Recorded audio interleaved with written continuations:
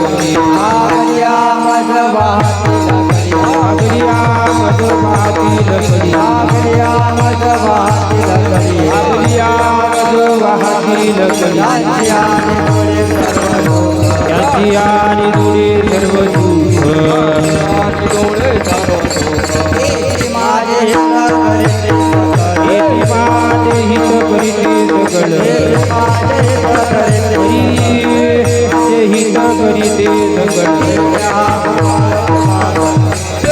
आबुबाळ कृपा करे आबुबाळ कृपा करे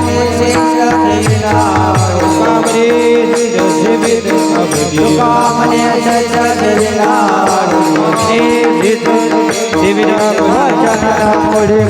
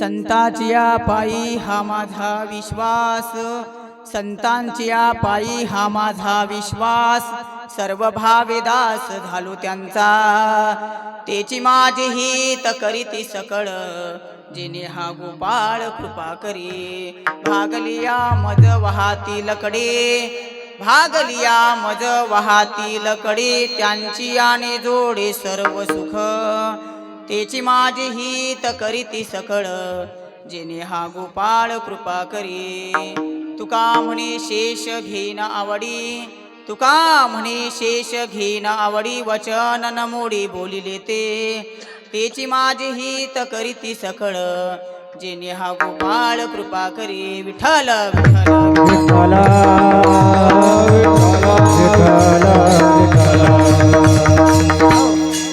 संतांच्या पायी हा माझा विश्वास, सर्व भावे दास झालो त्यांचा, तेची माझी हित करीती सकळ, जिने हा गोपाळ कृपा करी, गजाननं भूतगणादिसेवितं, कपित जम्बू फलचारुभक्षणं, उमासुतं शोकविनाशकारकं, नमामि विघ्नेश्वर पादपङ्कजं, महायोगपीठे तटे भीमरथ्यां, वरं पुण्डरीकाय दातुं मुनीन्द्रैः, समागत्य तिष्ठं तमानन्दकन्दं, परब्रह्मलिंगम भजे पांडुरंगम पांडुरंगा करू प्रथम नमाला राम कृष्ण हरी पांडुरंगा करू प्रथम नमाला राम कृष्ण हरी पांडुरंगा करू प्रथम नमाला पांडुरंगा करू प्रथम नमाला हे पांडुरंगा करू प्रथम नमाला पांडुरंगा करू प्रथम नमाला हरी पांडुरंगा करू प्रथम नमाला पांडुरंगा करू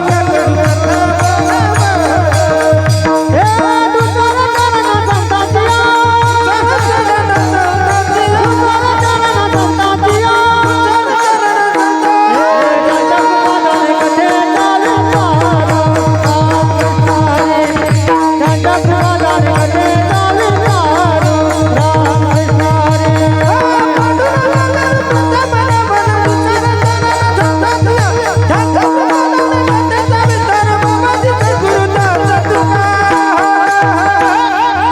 दुसरा चरण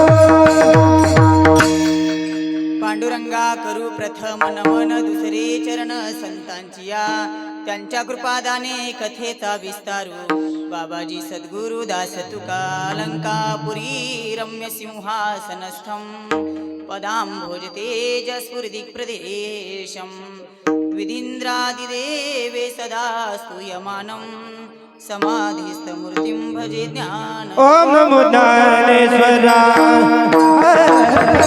ओम नमो ज्ञानेश्वरा हरे ओम नमो ज्ञानेश्वरा ओम नमो ज्ञानेश्वरा ओम नमो ज्ञानेश्वरा ओम नमो ज्ञानेश्वरा ओम नमो ज्ञानेश्वरा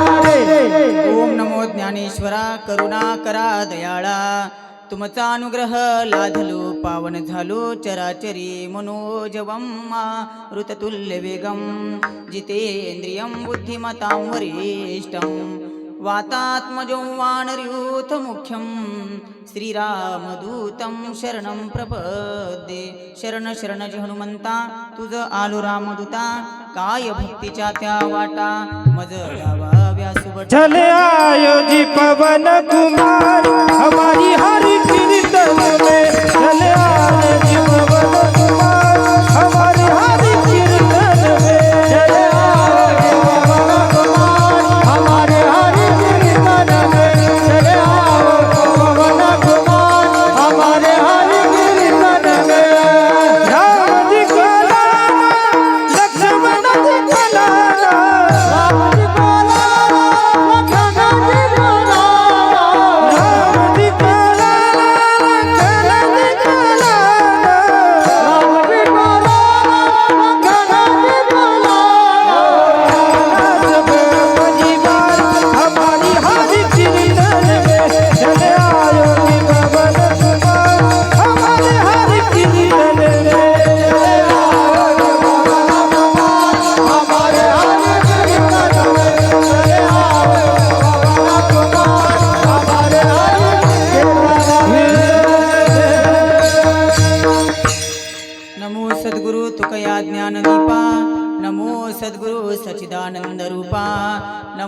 सद्गुरु भक्त कल्याण मूर्ती, नमो सद्गुरु भास्करा पूर्ण कीर्ती. सेवे लागी सेवक झालो, तुमच्या लागलो निज चरणा.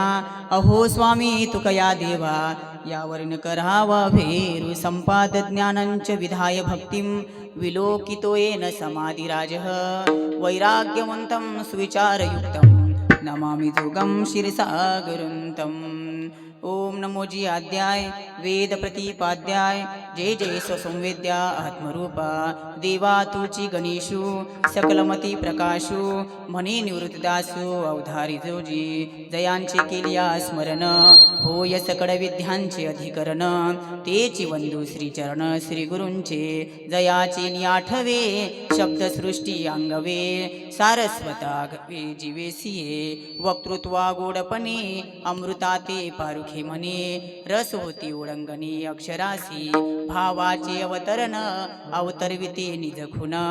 हाताचडे संपूर्ण तत्वबोध, श्री गुरूंचे पाय जै हृदय घेऊ सोनी ठाय.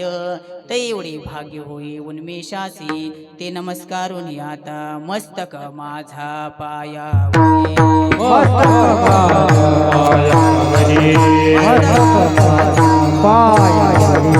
मस्तक माझा या वार करे संताच्या, या वार करे संताच्या, यार करी संताचा, यार वार करी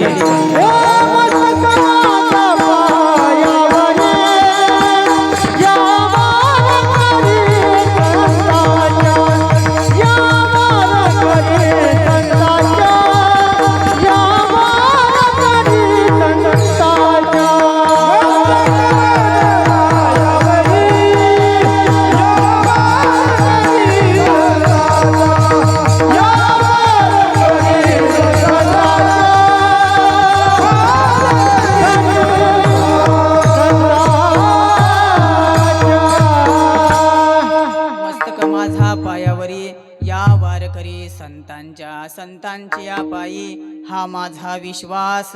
संतांच्या पायी हा माझा विश्वास. सर्व भावेदास झालो त्यांचा, तेची माझे हित करीती सकळ. जेणे हा गोपाळ कृपा करी. प्रस्तुत प्राप्त रूपी कीर्तन रूपी सेवे करता निवडला अभंग. साधकांचे मायबाप, अनाथांची माऊली, कैवल्य साम्राज्य चक्रवर्ती महावैष्णव ज्ञानोबराय यांना प्रिय असणारे ज्ञानेश प्रिय, ज्यांचा देहूगावी निवासणारे असे महान भक्त आणि ज्यांचा सदैव वैकुंठ वासात प्रवास असणारे असे विश्वातले या जगद्गुरु, देवमान्य संतमान्य नव्हे नव्हे तर या वारकरी संप्रदायाच्या कळसस्थानी विराजमान असणारे देहूचे सुप्रसिद्ध साधू श्रीमंत श्री जगद्गुरु तुकोबाराय यांच्या गाथीतील संत प्रगणितला अभंग असून, या अभंगातून जगद्गुरु तुकोबाराय आपल्याला आपल्या विश्वासाचा आत्यंतिक स्थान सांगतात. विठ्ठल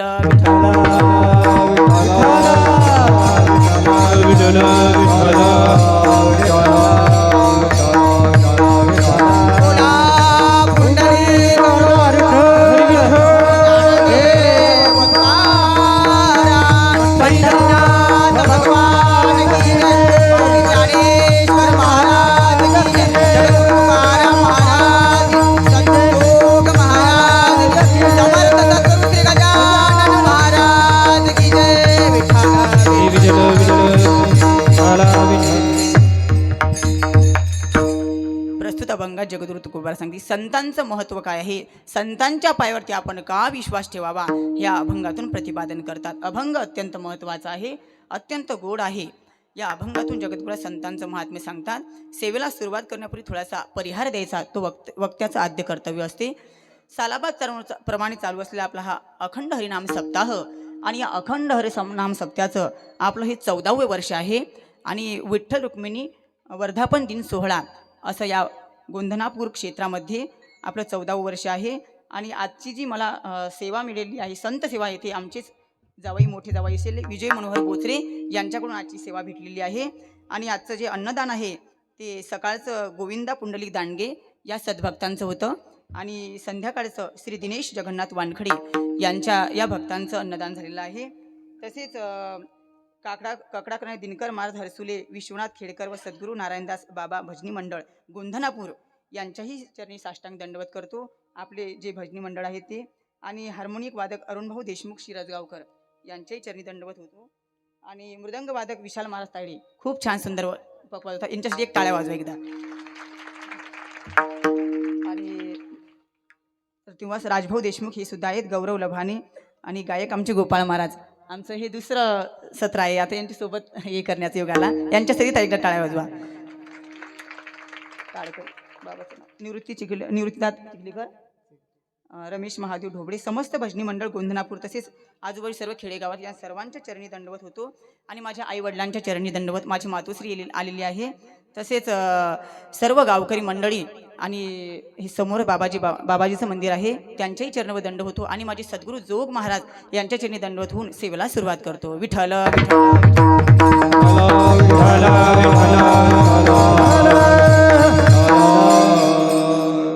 खऱ्या अर्थानं जर पाहिलं तर या गादीवर राहण्याचा, इथं उभं राहण्याचा माझा काहीही अधिकार नाही, कारण यासाठी फार त्याग लागतो महाराज.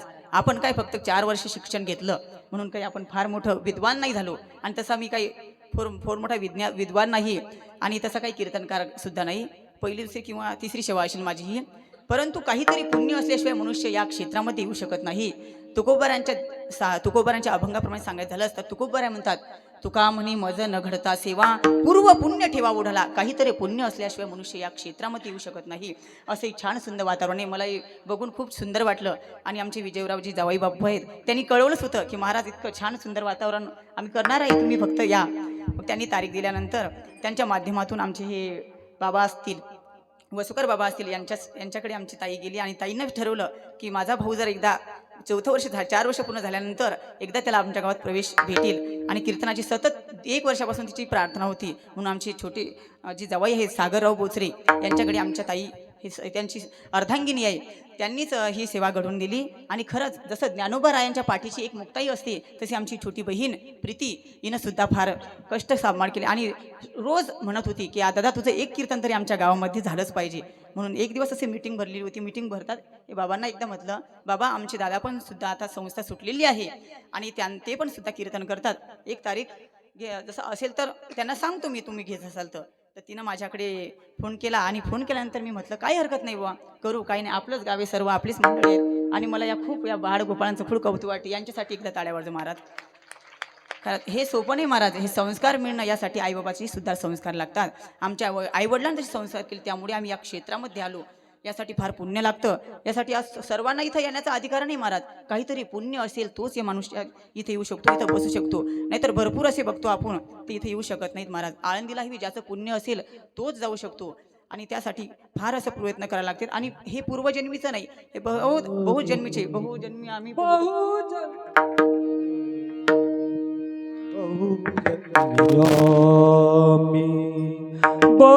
पुण्य केले बहुजन्मी,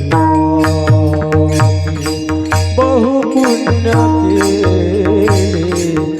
बहुजन्मी, बहु पुण्य केले जन्मोजन्मी, बहु पुण्य केले जन्मोजन्मी, बहु पुण्य जन्मोजन्मी. तेव्हा या विठ्ठले कृपा केली, तेव्हा या विठ्ठले कृपा केली. जन्मोजन्मी बहु पुण्य केले जन्मोजन्मी.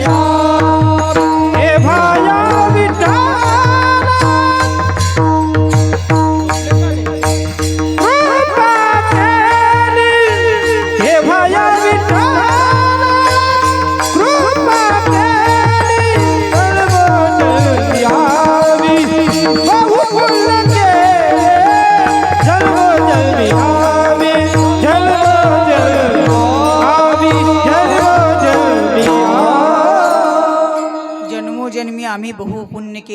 तेव्हा या विठ्ठले कृपा करी. जन्मोजन्मीचं पुण्य असते महाराज.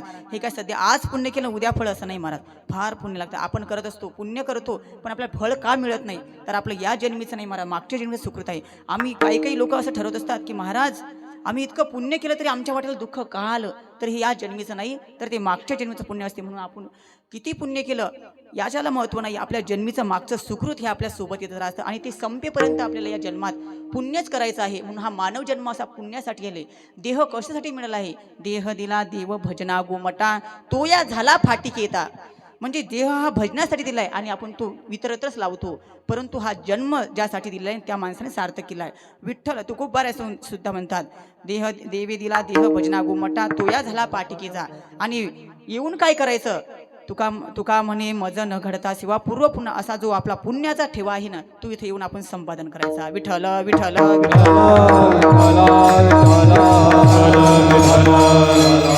तुकोबार या प्रस्तुत अभंगातून सांगतात. आपण अभंगाकडे वळूया आता. तुकोबार अभंगातून सांगतात की माझा विश्वास संतांच्या पायावरती आहे. संतांची या पायी हा माझा विश्वास. बरं, काही साधक मंडळी म्हणायला लागले, महाराज तुम्ही संतांच्या पायावरती विश्वास ठेवायचा, सर्व भावाने त्यांचं दास झाले. तुकोबाराय पुढच्या चरणात सांगतात, सर्व भावे दास झालो त्यांचा. तुकोबाराय म्हणतात की संतांच्या पायी हा माझा विश्वास, सर्व भावे दास चालू त्यांचा.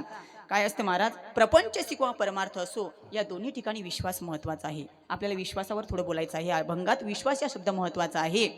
विश्वासाबद्दल बोलायचं आहे. विश्वास शब्द परमार्थात सुद्धा महत्वाचा आहे आणि प्रपंचात सुद्धा महत्वाचा आहे. प्रपंच करताना सुद्धा विश्वास लागतो आणि परमार्थात सुद्धा विश्वास महत्वाचा लागतो. काही साधक मंडळी विचार लागले, महाराज तुम्ही संतांच्या पायावरती विश्वास ठेवा म्हणता, सर्व भावाने त्यांचं दास व्हायचं, तरी संत महात्मे काय करतात हो? नाही का?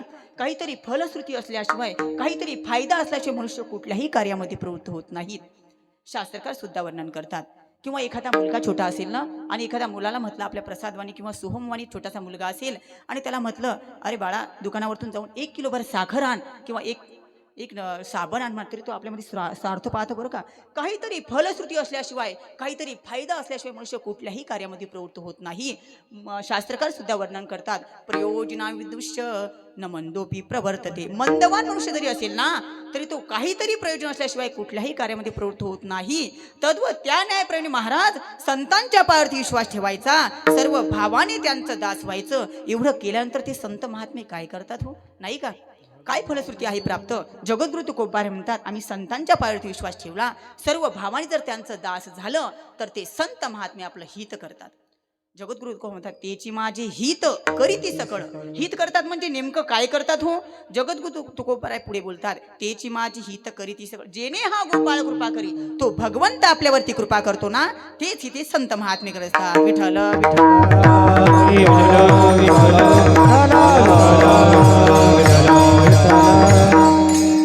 अभंगाच्या तृतीय चरणात जगद्गुरु तुकोबार बोलतात की महाराज तुम्ही सांगतात, तेची माझी हित करीती सकळ, जेने हा गोपाळ कृपा करी. आणि साधक साधना करताना एखाद्या थकला भागला शिनला, तरी संत महात्मे काय करतात? त्यांना आपल्या कडेवरती वाहण्याचं काम करतात. कडेवरती वाहण्याचं काम करतात. कडेवर उचलून घेत नाहीत, तर त्यांना आधार देण्याचं काम करतात. त्यांना साधना करायचं बळकट देतात. म्हणून जगद्गुरु तुकोबार तिसऱ्या चरणात बोलतात, भागलिया मज वाहतील कडे.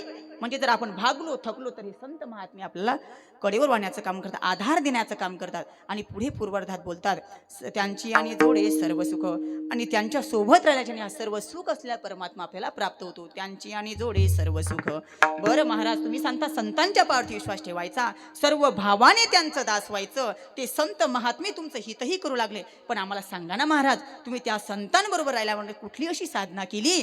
जगद्गुरु तुकोबार अभंगाच्या चतुर्थ चरणात म्हणजे शेवटच्या चरणात सांगतात की तुका म्हणे शेष घेईन आवडी, वचन न मोडी बोलले. ते संत महात्मे ज्याप्रमाणे बोलले ना, अगदी त्याप्रमाणे आम्ही जीवन व्यतीत केलं. आणि म्हणून त्या संत महात्म्याने आमचं हित केलं.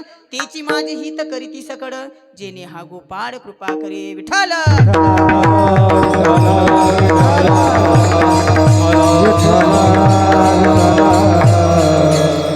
जगद्गुरु तुकोबार म्हणतात की संतांच्या पायावरती विश्वास आहे आमचा. प्रपंचात मी आधी बोलूनच गेलो की संतांच्या पायावरती विश्वास प्रपंचात सुद्धा महत्वाचा आहे आणि परमार्थात सुद्धा महत्वाचा आहे. प्रपंचातलं उदाहरण घ्या ना हो. पती पत्नीच्या हातचं 3 वेळेस जेवण करतो. महाराज 3 वेळेस जेवण करतो. काय तर काय हो, त्या पतीचा पत्नीवरती असला विश्वास. त्या पतीचा पत्नीवरती विश्वास आहे म्हणून तो 3ही वेळेस जेवण करतो, पोटभर जेवण करतो. पण मला सांगा विजय महाराज, त्या पत्नी जर त्या जेवणामध्ये रोगरचे 2-4 थेंब टाकले तो जेवेल का हो? तो जेवणार नाही. ज्ञानोबरांच्या ज्ञानेश्वरीप्रमाणे सांगायचं झालास तर तो ताटही सांडून जाई ज्यापरी. जे विषयी रांधिली रस सोये जै जेवणारा ठाऊ होये तो ताटही सांडून जाई ज्यापरी. परंतु त्याचा विश्वास आहे ना म्हणून तो पोटभर जेवण करतो. गाथेचं पारायण असते महाराज. आम्ही आळंदीमध्ये राहतो आणि काही लोक विचारत असतात, महाराज तुम्ही गाथेचं पारायण करता आणि ज्ञानेश्वरीचं पारायण करतात. लोक विचारतात, ऐका महत्वाचं आहे, वाक्य महत्वाचं आहे. लोक विचारत असतात, महाराज गाथेचं पारायण केल्याने जीवनामध्ये काय होतं हो? ज्ञानेश्वरीचं पारायण केल्याने जीवनामध्ये काय होतं हो? ऐका, वाक्य महत्वाचं आहे. या पारायण दुसरं काही होत नाही, तर या पारायण या नराचा नारायण होतो. विठ्ठल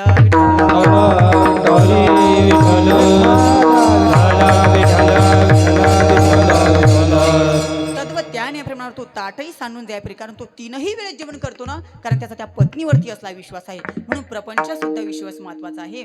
या विश्वासाबद्दल आपल्याला थोडं बोलायचं आहे आणि अभंगाला धरूनच बोलायचं आहे. विश्वास किती महत्वाचा आहे. विश्वास सारखा असतो आणि श्रद्धा ही बदलत राहत असते. बघा 2 शब्द आहेत आपल्याला, विश्वास आणि श्रद्धा. ही विश्वास आणि श्रद्धा आहे, 2 शब्द आहेत. या दोन्ही शब्दाचा अर्थ एकच होतो बरं, परंतु या दोन्ही शब्दामध्ये जमीन आसमान इतकं अंतर आहे. बघा कसं तुम्हाला पटण्यासाठी सांगतो. मला सांगा, बेटा म्हणजे काय होतो? बेटा म्हणजे मुलगा. बेटा म्हणजे मुलगा होतो. आणि लडका म्हणजे काय होतो? लडका म्हणजे सुद्धा मुलगा होतो. बेटा म्हणजे लडका, बेटा म्हणजे मुलगा, लडका म्हणजे मुलगा आणि पुत्र म्हणजे सुद्धा मुलगा. हे हिंदीत बोललो आपण, ते मराठीत. बेटा, लडका, पुत्र हे 3 शब्द आपल्याला सारखे दिसतात. या 3ही शब्दाचा अर्थ मुलगा हा अर्थ होतो. परंतु या 3ही शब्दांमध्ये जमीन आसमान इतकं अंतर आहे. जसं श्रद्धेमध्ये जमीन आसमान इतकं अंतर आहे ना, तसंच विश्वास आणि लडका, बेटा आणि पुत्र या 3 शब्दांमध्ये जमीन आसमान इतकं कसं. बघा तुम्हाला सांगतो, बेटा कशाला म्हणायचा? बेटा जो बटवाड़े में खुश रहे उसका नाम बेटा. म्हणजे जो वाटणीमध्ये खुश राहतो ना त्याला म्हणायचं बेटा. आणि लडका कशाला म्हणायचं? लडका बटवाड़े के बाद भी जो पिताजी से लड़ लड़के ज्यादा इस्टेट मांगे उसका नाम लड़का. म्हणजे वाटणीनंतरही मला थोडं जास्त हवायला जास्त मिळायला हवं म्हणून सतत लढत राहणारा, सतत भांडण करत राहणारा त्याला म्हणायचं लडका. आणि पुत्र कशाला म्हणायचं मुलांनो? पुत्र कशाला म्हणायचं? पुत्र तसा नाही. पुत्र कहता है, पिताजी आपकी जितनी भी जायदाद है मेरे भाई के हिस्से में रहने दो और आप दोनों मेरे हिस्से में आओ. मैं आजीवन आपकी सेवा करना चाहता हूँ. इसका नाम पुत्र है. विठ्ठल.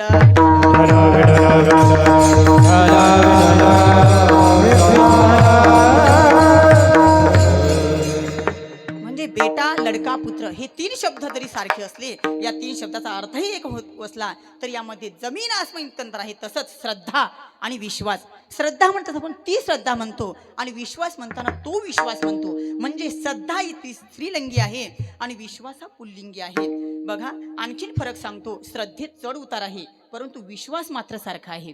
बघा ज्ञानोबरायांनी 12व्या अध्यायात गोड असं उदाहरण दृष्टांत देऊन सांगतात की बघा आता पावसाळा आला की काय होतं हो? नदीला ओढ्याला भरपूर असा पूर येतो ना माझा परशुराम महाराज. भरपूर असा पूर येतो. तुमच्याकडे पडतो ना पाऊस? भरपूर असा पाऊस येतो आणि पाऊस आल्यानंतर नदीला ओढ्याला असा भरपूर पूर येतो. आता केव्हाही पाऊस पडतो बरं. पावसाळ्यात उन्हाळ्यात पाऊस कधी पण पडतो. परंतु केव्हाही आला ना तर काय होतं? नदीला ओढ्याला असा भरपूर असा पूर येतो आणि भरपूर पुराला नदीवडे उडावतात. ज्ञानोबराय वर्णन करतात, वर्षा काळी सरिता जैसी चढू लागे पंडुसुता तैसी नीच नवी भयता श्रद्धा दिसे. एकदा का पावसाळा आला रे आला की नदीला ओढ्याला जसा भरपूर असा पूर येतो ना, तशी आपली श्रद्धा आहे ना, ही श्रद्धा तुझा तशीच आहे. एकदा का श्रावण महिना आला महाराज की श्रावण महिना आला रे आला की प्रत्येकाला वाटतं. आता बघा त्या मिश्रा महाराजांनी सांगून ठेवल्यानंतर बऱ्याच महिला महादेवच्या भक्ती लागल्या नाही का? तुमच्या गुंडापुरात मध्ये आहेत का नाही? बऱ्याच महिला अशा लागल्या. आणि बघा त्या श्रावण महिना आला रे आला की मग प्रत्येकाच्या मग कुणाच्या हाती बाबा तांब्यावर पाणी, एक बेलाचं पान, हर हर महादेव. तांब्यावर पाणी, एक बेलाचं पान, हर हर महादेव. मग कुणी पहा श्रावण महिना आला रे आला की आपली श्रद्धा वाढत जाते. त्या माझ्या महादेवाला सुद्धा प्रश्न पडत असेल की एका महिन्यामध्ये माझे एवढे भक्त होतात, 11 महिने जातात तरी कुठे? विठ्ठल.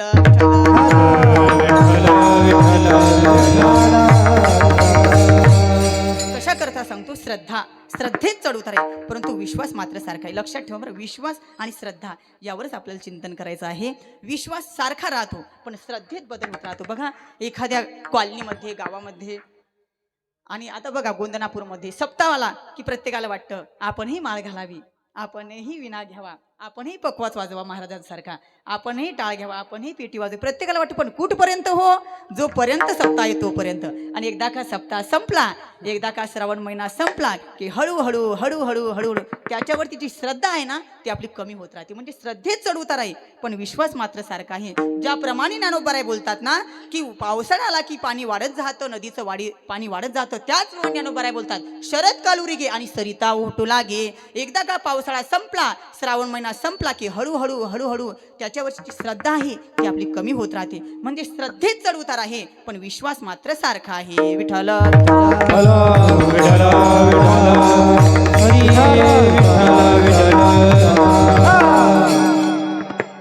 श्रद्धेचा चढ उतार आहे, श्रद्धेत चढ उतार आहे. एखाद्यातील चांगला जर गुण दिसला तर आपली त्याच्यावरची श्रद्धा वाढते. महाराजाचा चांगला गुण आहे पकवाचा, त्यांच्याबद्दलची श्रद्धा आपली वाढत जाते. आणि एखाद्यातील जर वाईट गुण दिसला एखादा असला तर त्याच्यावरची आपलं जी श्रद्धा आहे ती कमी होत राहते. म्हणजे श्रद्धेत चढ उतार आहे, विश्वास मात्र सारखा आहे. एकदा का पिंट्याची मम्मी म्हणते पिंट्या हे तुझे पप्पा बरं का पप्पा, मग अख्खा खामगाव तालुका मारू द्या गप्पा, तरी पप्पा म्हणजे पप्पा. विठ्ठल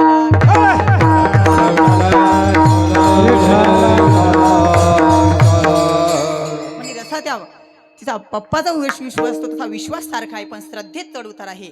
बघा तुलसीदासजीने तुलसीरामाच्या सुरुवातीलाच श्रद्धेचं रूप करताना आणि विश्वासाचं रूप करताना विश्वासाला भगवान शंकराची उपमा दिलेली आहे आणि श्रद्धेला मात्र पार्वती मातेच्या उपमा दिली आहे. कसं बघा तुलसीदासजी वर्णन करतात भवानी शंकर वंदे श्रद्धा विश्वास रूपिणो याभ्याम विना न पश्यन्ति सिद्धाम स्वांतस्थमेश्वरम. भवानी शंकर वंदे श्रद्धा विश्वास रूपिणो. भगवान शंकराला विश्वासाची उपमा दिली आहे कारण विश्वास कधी बदलत नाही आणि माझे भगवान शंकर कधी बदलत नाहीत कारण ते अजन्म तत्व आहेत, त्यांचा विनाश नाही म्हणून ते कधी बदलेल. परंतु पार्वती मातेचा जन्म आहे.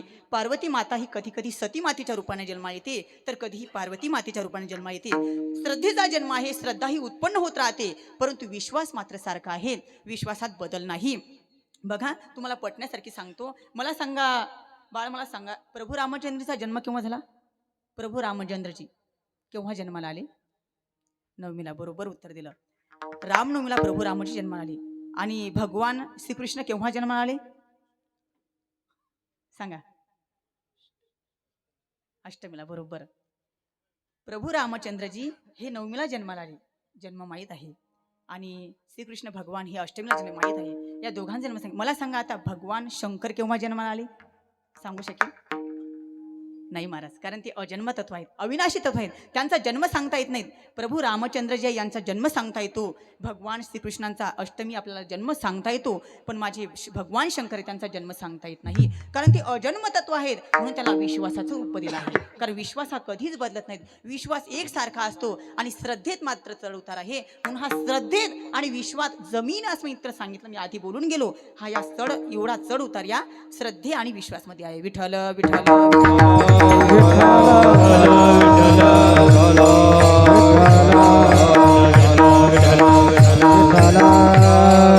आणखीन फरक सांगतो बघा. तुम्ही कुठे पाट्या अशा वाटले असे पाट्या अशा वाचायला लावेल दिसतात आपल्याला की अंधश्रद्धा निर्मूलन संस्था, बऱ्याच ठिकाणी दिसतात अंधश्रद्धा. आता श्रद्धा कशा असतात ते आपल्या इथं सांगण्याचं कारण नाही, परंतु बऱ्याच ठिकाणी आपण अशा पाट्या वाचतो अंधश्रद्धा निर्मूलन संस्था. परंतु मला सांगा तुम्ही अशी कुठे पाटी वाचली का हो अंधविश्वास निर्मूलन संस्था? विश्वास नाही, कारण श्रद्धा ही एखाद्या वेळेस आंधळी असू शकते परंतु विश्वास हा मात्र डोळस आहे. म्हणून माझे जगद्गुरु तुकोबराय म्हणतात की विश्वास हा प्रपंचात सुद्धा महत्वाचा आहे आणि परमार्थात सुद्धा महत्वाचा आहे. मग काही साधक मंडळी विचारले, महाराज तुम्ही सांगता परमार्थात सुद्धा विश्वास महत्वाचा आहे, मग परंतु आम्हालाही परमार्थ करा वाटतं हो, परंतु आमचा विश्वास नेमका कोणाच्या ठिकाणी ठेवा हे आम्हाला काही कळत नाही महाराज. महाराजला जगद्गुरु तुकोबराय ते साधक मंडळी विचारतात, महाराज आम्हाला सांगा ना हो, आम्ही नेमका विश्वास कोणाच्या ठेवावर ठेवायचा? ते जगद्गुरु तुकोबराय म्हणते, तुम्हाला ठेवायचा त्या ठिकाणी ठेवा, तुम्हाला विश्वास ठेवायचा त्या ठिकाणी ठेवा. तर ते साधक मंडळी म्हणायला लागले, महाराज काही सरळ सरळ उत्तर देणारे दिसत नाहीत, तर मग आपण महाराजांना, महाराज तुम्ही असं सरळ सरळ उत्तर देत नाही ना हो, तर मग आम्हाला सांगा महाराज तुम्ही सुद्धा पारमार्थिक आहे. जगद्गुरु तुकोबराय साधक मंडळी विचारायला लागले, महाराज तुम्ही सुद्धा पारमार्थिक आहे ना हो? जगद्गुरु तुकोबराय म्हणले, हो मी सुद्धा पारमार्थिक आहे. बरं, मग तुमचा सुद्धा विश्वास कोणाच्या ठिकाणी असेल ना हो? ते म्हणतात, हो माझा सुद्धा विश्वास आहे. मग तुम्ही ज्या ठिकाणी विश्वास ठेवता एवढं जरी आम्हाला सांगितलं ना तरी आमचं काम भागलं असं म्हटल्याच्या नंतर, असं विचारल्याच्या नंतर जगद्गुरु तुकोपर्यंत माझा विश्वास संतांचा. संताची या पायी हा माझा विश्वास. संताची या पायी हा माझा विश्वास. संताची या पायी हा माझा विश्वास. संताची या पायी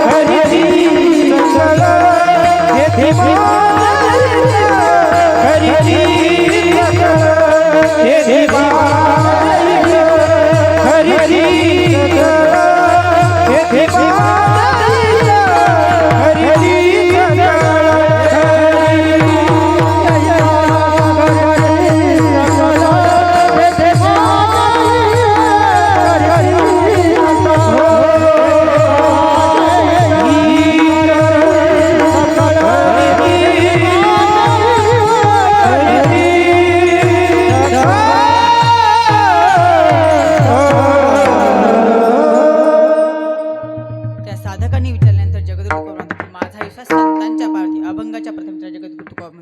संतांच्या पायी हा माझा विश्वास. बघा, संतांच्या पायावरती हा माझा संतांच्या पायावरती विश्वास आहे. म्हणजे प्रपंचात सुद्धा विश्वास महत्वाचा आहे आणि परमार्थात सुद्धा महत्वाचा आहे. कसं तुम्हाला सांगतो, एक शिक्षक होते, जुनं उदाहरण आहे, जुन्या काळातलं उदाहरण आहे. काय झालं, एक शिक्षक होते, शिक्षकांचा पगार झाला आणि 1 तारखेला पगार झाला. आता पूर्वी काही बँकेच्या खात्यामधून पैसे येत नव्हते, हातावरतीच पगार दिला जात होती. त्या शिक्षकांनी पगार घेतला. घर थोडंसं अंतरावरती होतं आणि घराकडे जाताना एक ओढा होता आणि त्या सरांनी पगार घेतल्यानंतर काही 4-5 चोरांनी बघितलं.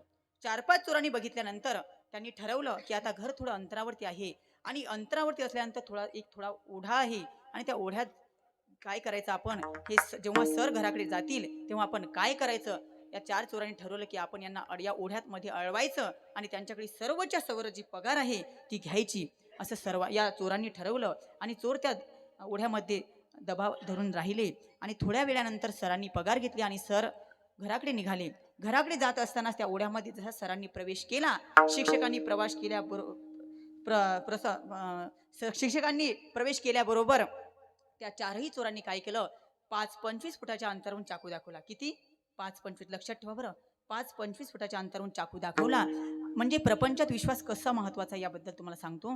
5-25 फुटाच्या अंतरावरून चाकू दाखवला आणि चाकू दाखवल्यानंतर धमकी दिली आणि म्हणाले, शिक्षक गुरुजी, तुमचा या पैशावरती प्रेम असेल, या तुमचा जीवावरती प्रेम असेल तर तुमच्याकडील सर्वच्या सगळं आम्हाला देऊन टाका, नाही तर तुम्हाला मरावं लागेल. त्या सरांनी काय 5-25 फुटाच्या अंतरावरून चाकू दाखवला. त्या सरांनी काय केलं, आपल्याकडे सर्वच्या सगळं पगार घेतला आणि त्या चोरांना देऊन टाकला. चोर निघून गेले. चोर निघून गेल्यानंतर शिक्षक घराकडे निघाले आणि घराकडे गेले, झोपलेत, घरी गेले, झोपले, झोप लागत नाही महाराज. सतत चिंता वाटू लागली. उद्या दिवाळीचा सण आहे, उद्या दिवाळी आहे. बायकोला जर कळालं तर होळीच होते म्हणे, दिवाळी होणार नाही. त्यांना झोप लागत नव्हती, सतत चिंता घोंगत होती की आता काय करावं. मग त्यांनी ठरवलं, चिंतेतच त्यांनी ठरवलं की आता या चारही चोराचे चेहरे माझ्या लक्षात आहे, काय करतो, सकाळी उठतो आणि यांच्याबद्दल पोलीस ठाण्यामध्ये तक्रार करतो. सर सकाळी उठले, पहाटे सकाळी सर उठले आणि पोलीस स्टेशनकडे जायला निघाले. वाटेमध्येच परशुराम महाराज वाटेमध्येच एक न्हाव्याचं दुकान होतं. न्हावी म्हणजे काय हो, वारीक, दाढी करणारा वारीकाचं दुकान होतं. आणि या सरांनी ठरवलं की आता पोलीस स्टेशनकडे जायच्या अगोदर थोडा दाढीचा सेप व्यवस्थित करतो आणि नंतर पोलीस स्टेशनकडे जातो. ते गुरुजी त्या दुकानामध्ये गेले आणि दुकानामध्ये बसल्यानंतर तो न्हावी विचारतो, का हो गुरुजी, असे का तुम्ही उद्विग्न झाले, असा का चेहरा तुमचा झालाय. तेव्हा सर्व घडलेला प्रसंग त्यांनी सांगितला की चोर आले आणि चोरांनी पैसे सर्व चोरून नेले. सर्व वृत्तांत सांगत राहिले. आता तो न्हावी आहे ना, तो वारीक दाढी करतो. दाढी करता करता त्याची जी गालावरचे केस आहेत ते संपले आणि त्या न्हाव्याचा चाकू आहे तो इथं हनवटीवरती आला. हनवटीवर आला चाकूच आहे ना, हो या हनवटीवर. पण इथं मात्र सर घाबरत नाहीत बरं. कशा करता सांगतो, त्या चोरांनी अडवलं होतं तर 5-25 फुटाच्या अंतरावरून चाकू दाखवला होता तर त्याला सर घाबरले होते. पण इथं या न्हाव्याचा चाकू इथं हनवटीवर आहे, पण इथं मात्र घाबरत नाही. कशा करता, कारण त्या 5-25 फुटावरती चाकूवरती विश्वास नव्हता, परंतु इथं न्हाव्याच्या या वस्त्रावरती विश्वास आहे. म्हणून जगद्गुरु तुकोबा म्हणतात की असा विश्वास आमचा या प्रपंचात सुद्धा विश्वास महत्वाचा आहे. विठ्ठल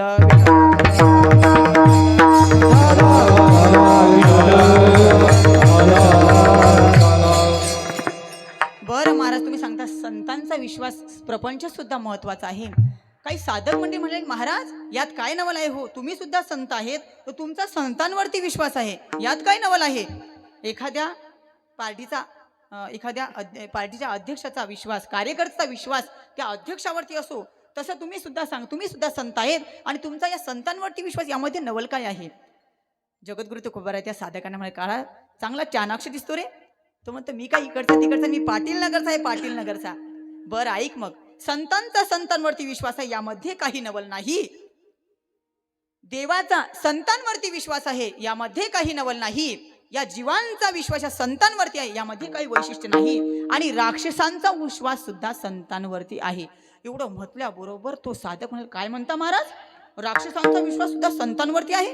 हो, राक्षसांचा सुद्धा विश्वास संतांवरती. बघा, तुम्हाला पटण्यासारखी सांगतो, थोडंसं रामायणामध्ये प्रसंग आहे. 2 मिनिटं तुम्हाला रामायणामध्ये घेऊन जातो आणि रामायणामध्ये गेल्यानंतर थोडासा प्रसंग तुम्हाला सांगतो काय झालं. एक वेळेस रावणाला नारद महर्षींची भेट झाली आणि नारद महर्षी भेट झाल्यानंतर रावण विचारतो नारद महर्षींना, महर्षी मला सुद्धा प्रभू रामचंद्रजीची प्राप्ती व्हावी वाटतं हो, मला सुद्धा भक्ती करा वाटते, प्राप्ती होईल का हो.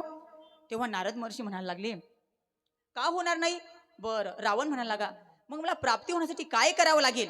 नारद महर्षी रावणांना म्हणतो, रावण तुला भक्ती जर करायची असेल, रावण म्हणाला मला लवकरात लवकर जर देव प्राप्त व्हायचं असेल तर काय करावं लागेल. तर तेव्हा नारद महर्षी म्हणतात, तुला 2च कारणे आहेत, एक तर देवाची अनन्य भावाने भक्ती करावी लागेल आणि दुसरं म्हणजे वैर करावं लागेल. बघा, आपलं कुठे बी कोणती भक्ती जर लवकरात लवकर व्हायचं असली तर भक्तीने देव आकळला जातो, नाहीतर वैर केल्यानंतर.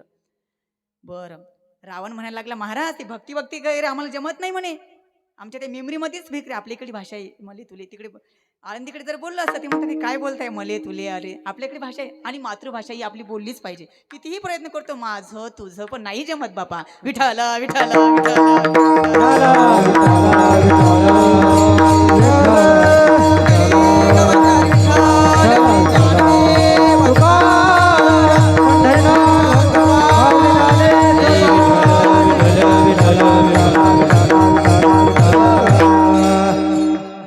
फार फरक आहे महाराज. जी आपली मातृभाषा आहे तीच आपली ठेवली पाहिजे.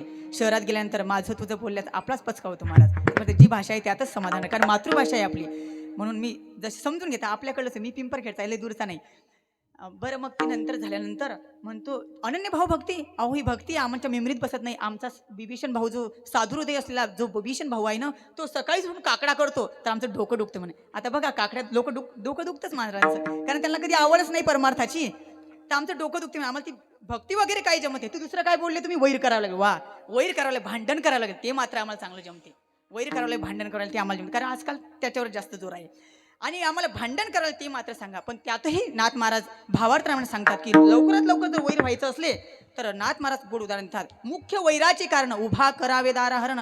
जर लवकरात लवकर जर वैर व्हायचं असेल तर तू काय कर, प्रभू रामचंद्राची जी पत्नी आहे ती पळून आण, म्हणजे तुमचं लवकरात लवकर देव भेटेल. तुझं वैर तर होईल, वैराशी त्याला घेणं नसतं, फक्त देव कशानं प्राप्त होईल लवकरात लवकर यावर रावणाचा कल असतो.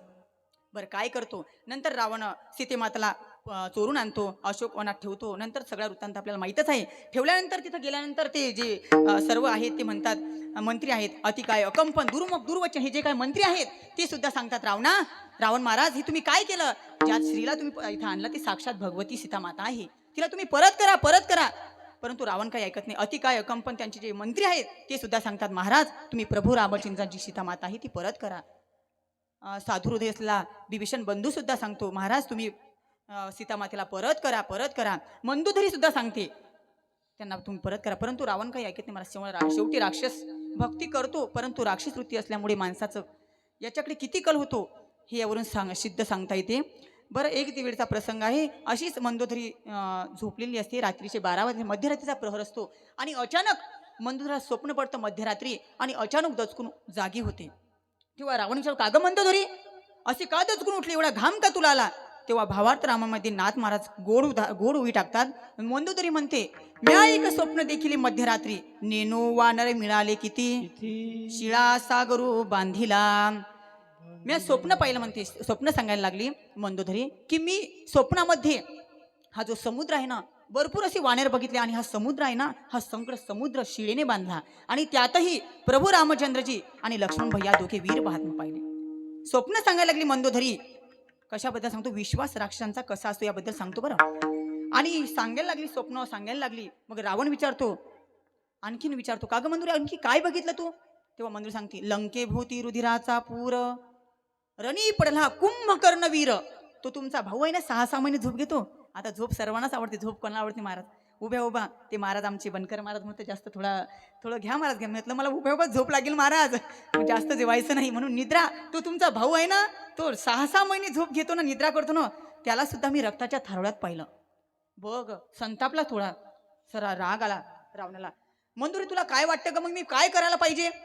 भावार्थ नाथ महाराज म्हणतात, मंदोदरी म्हणते, रिघाल्या रामचंद्रा शरण, तुमचाही वाचेला प्राण आणि कुंभकर्ण सुद्धा जगेल. तुम्ही काय करा, प्रभू रामचंद्रींना शरण जा, म्हणजे तुमचाही प्राण वाचेल आणि कुंभकर्ण सुद्धा जगेल.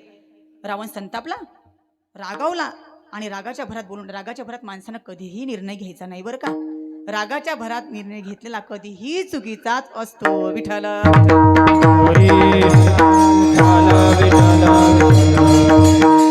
प्रतिज्ञा केली होती व रावणाने, मी सोन्याला सुगंध आणेल, स्वर्गाला पायऱ्या करेल, खारा समुद्र गोरा करेल. पण त्याच्या प्रतिज्ञा पूर्व झाल्या नाहीत महाराज. अशी कोणत्याही प्रतिज्ञा असतील अशा अल्फट प्रतिज्ञा करू नये आणि रागात मात्र कोणताही निर्णय माणसाने घेऊ नये. रागेचा हा निर्णय हा कधीही चुकीचाच ठरतो. तो रागामध्ये बोलला, काय म्हणतो मंदोदरी? अगं तो रागावला आणि रागावल्याच्या भरमतात, निधळा नव्हे केवळ रघुनाथ, केवळ रावणाचा आश्रित, त्यासी मी बंधू लंका नाही तरी जगात जगन्य. अगं वानराच्या जोरावर माझी लंका घेऊन येणार श्रीरामाला जर मी शरण गेलो तर माझी प्रतिष्ठा काय राहील? आजकाल या प्रतिष्ठाची सर्व भांडणं चालू आहेत विजय महाराज, सगळे प्रतिष्ठा चालू आहेत. माझा अपमान होईल, मला काय वाटेल, अरे काय अपमान आणि काय मान, माझा अपमान होईल असं म्हणायला लागला, माझी प्रतिष्ठा काय राहील म्हणे. बरं, आता कसं आहे, कथेमध्ये थोडा राग येतो पण लवकर शांत होतो. थोडा राग शांत झाल्यानंतर रावण विचारतो, का ग मंदोदरी तुला वाटतं का मी रावणासोबत युद्ध करायला? अगं एका गवताच्या काडीप्रमाणे आहेत, ते कुठं मी कुठं, तुला वाटतं का? पण तू म्हणतेस रामाला शरण जा, पण मी जात नाही. माझा साधू हृदय विभीषण असला बंधू तो सुद्धा सांगतो, प्रभू रामचे शरण जा, मी जात नाही.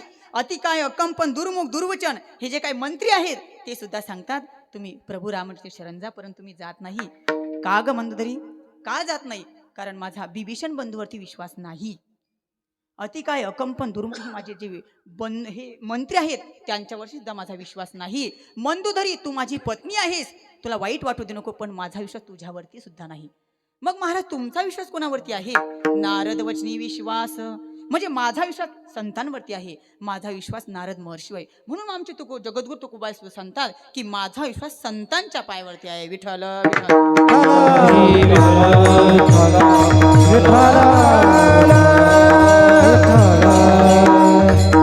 म्हणजे जगद्गुरु तुकोबाई सांगून गेले की आमचा विश्वास फक्त संतांच्या पायावरती आहे. बघा, संत आपल्याला भेटतात, संतांच्या पायावरती विश्वासही बसतो. तुकोबाराय म्हणतात आम्हाला ज्ञानोबाराय भेटले. बाबाजी संतांची भेट झाली, बाबांची भेट झाली. त्यांच्या पायावरती आम्ही नुसता विश्वास ठेवला नाही, तर आम्ही त्यांच्या पायावर त्यांच्या सर्व भावाने त्यांचं अरे विठ्ठल विठ्ठल विठ्ठल नुसते आम्हाला ते भेटले नाही, तर आम्ही त्यांच्यावर विश्वास ठेवला. अजून दुसऱ्या चरणात गेलो नाही, पण दुसऱ्या चरणात होतं मागे पुढे, तरी आम्ही त्यांच्या पायावरती विश्वास ठेवला. बघा, विश्वास शब्द महत्वाचा आहे. विश्वास शब्द भक्ती, भाव, श्रद्धा, ह्या वेगवेगळ्या श्रद्धा आहेत, हे अनन्य भक्ती आहेत. परंतु विश्वास मात्र मी तुम्हाला आधीच बोलून, विश्वास सारखा राहतो. विश्वास गुरुवाक्येषु स्वस्तिन दिनात भाव. विश्वास नाही अशी गोष्टच या जगात नाही. पतीचा पत्नीवरती विश्वास असतो, मालकाचा सेवकावरती विश्वास असतो, गुरुचा शिष्यावरती विश्वास असतो, प्रत्येकाचा विश्वास हा प्रत्येक असतो. परंतु विश्वास नाही अशी या जगात वस्तू दाखवा मला एखादी वेळ की विश्वास नाही बुवा. प्रत्येक ठिकाणची विश्वास आहे, परंतु श्रद्धा ही भिन्न भिन्न असू शकते. मला सांगा, हॉटेलच्या अन्नावरती आपला विश्वास बसतो का हो? लगेच विश्वास बसतो. परंतु हॉटेलचं अन्न चांगलं आहे का पवित्र आहे? हॉटेलचं अन्न पवित्रही नाही आणि हॉटेलचं नाही चांगले, पण विश्वास बसतो ना. जगद्गुरु तुकोबा म्हणतात, जगद्गुरु तुकोबाच्या महात्म्यावर विश्वास ठेवायला लागतात, त्या तत्वावर आपला विश्वास बसत नाही महाराज. जगद्गुरु म्हणतात आम्ही अशा इतरांवर विश्वास ठेवत नाही. इतर दोन आहेत जगात, एक भ्रांत आहे आणि दुसरा विप्रलंपक आहे. आता भ्रांत कशाला म्हणायचं? भ्रांत म्हणजे ज्याचा स्वतःचं अज्ञान दूर झालं नाही ना, तो म्हणजे भ्रांत.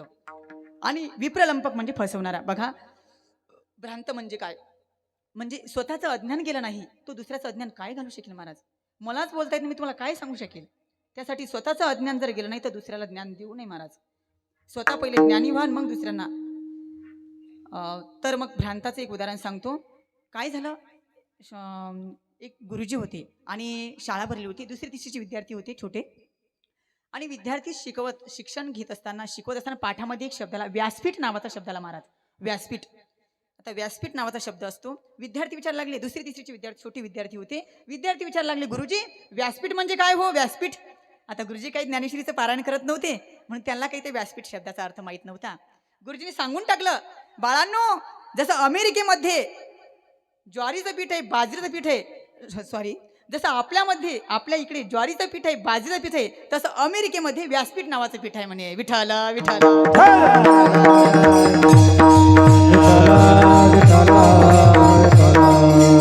आता व्यासपीठ काय असतं हो? एक लाकडी साधन असतं, उपकरण असतं, ज्ञानेश्वरी पारायण करण्याचं एक साधन असतं. पण ज्याचं स्वतःचं अज्ञान गेलं नाही, तो दुसऱ्याला काय ज्ञान देऊ शकेल महाराज? म्हणून अशा विप्रलंपक आमच्या भ्रांतावर असा विश्वास नाही. आणि दुसरा म्हणजे विप्रलंपक म्हणजे काय हो? फसवणारा. कसा फसवतो मनुष्य? बघा, जंगलामध्ये मीटिंग भरली, सर्व कोल्हे होते, कोल्ह्याची मीटिंग भरली, कोल्हे आपापसात चर्चा करतात. आता 2 वर्ष कोरोनाचा गेला, आता आपला सगळीकडे दुष्काळ पडला, आता आपला चतुर्मास कसा भागेल, आपला उदरनिर्वाह कसा भागेल? कोल्हे चर्चा करतात. कोल्हे चर्चा करत असताना त्यातील एक चतुर कोल्हा असतो. कोल्हा चतुर असतो. चतुर कोल्हा उठला आणि महाराजांना म्हणायला, त्या कोल्हेवासांना म्हणायला लागला, काही चिंता करू नका, आपल्या जंगलामध्ये एक हत्ती आहे म्हणे, त्याला जर आपण मारलं तर आपला चतुर्मास, आपला जो उदरनिर्वाह 4 महिने सुखात जातील म्हणत. बरं, चर्चा ठरवली आपापसात. आता कोल्हे कथेत पण बोलतात बरं. आणि चर्चा सुरू झाली आणि त्यात मग बाकीचे विचारतात, आता कोण जाणार, कोण करणार हे सर्व? हत्ती महाराजांकडे कोण जाणार? तो चतुर कोल्हा होता. तो चतुर कोल्हा उठला, म्हणे महाराज मी जातो. तो तरुण कोल्हा होता, पळत गेला. म्हणजे फसवणारा कसं त्याबद्दल सांगतो बरं. पळत गेल्यानंतर गजेंद्राकडे गेला, हत्ती महाराजांकडे गेला, आणि गेल्याबरोबर जंगलामध्ये गेल्यानंतर हत्ती महाराज, महाराज आम्ही सर्व पशुपक्ष्यांनी आज मीटिंग ठरवली, मुख्य निर्णय घेतला की आज या सर्व जंगलाचं राज्यपद तुम्हाला द्यायचं. आता पद कोणाला नको महाराज? पदासाठी तर भांडणं चालू आहेत, पद कोणाला नको असं आहे पद. बरं महाराज, आजच तुम्हाला, आजचाच पर्व काळ आहे. आनंद वाटला. ऐसा कोणी नाही जया नावडे. कोणी नाही महाराज ज्यांना असं आवडत नाही की ज्यांना पद नको आहे म्हणून. तो स्वतः सांगायला आले की कोल्हे महाराज की या सर्व जंगलाचं राज्यपद तुम्हाला द्यायचंय. हत्ती महाराज म्हणाले, मग मी काय करावं? कोल्हे महाराज म्हणतात, तुम्ही काही करू नका, माझ्या मागे मागे या. कोल्हे महाराज पुढे पडतोय, हत्ती महाराज मागे धावतात. 2-4 किलोमीटरचा प्रवास निघून जातो. कोल्हा चतुर असतो. कोल्हा काय करतो? दलदलीचा प्रदेश लागतो, आणि दलदलीचा प्रदेश लागतो, चिखलाचा प्रदेश लागतो. हा कोल्हा काय करतो? हलका असल्यामुळे त्या चिखलाच्या प्रदेशातून निघून जातो, पलीकडल्या काठावर थांबतो आणि नंतर हत्ती महाराज येतात, बेभान होतात. हत्ती महाराजांचं वजन जाड असल्यामुळे काही कळलं नाही. महाराज त्या चिखलामध्ये कमरे इतके रोवले गेले, कमलीत रोवले गेले, बेभान झाले. आणि मग हत्ती महाराज कोल्हे महाराज मी आता पलीकडे कसं यायचं हो? आता खोला धूर्त प्राणी आहे महाराज. तो म्हणता, महाराज तुम्ही काय करा, माझ्या शेपटीला पकडा. आता शक्य आहे का हो? कोल्हा पहा केवढा, हत्ती पहा केवढा. बरं कोल्हे आता शक्य नाही. हत्ती महाराज शेपटीला पकडा. कोल्हा म्हणतो, अरे माझ्यासारख्या विप्रलंकावर फसवणारा तू विश्वास ठेवला, आता मर तसाच. विठ्ठल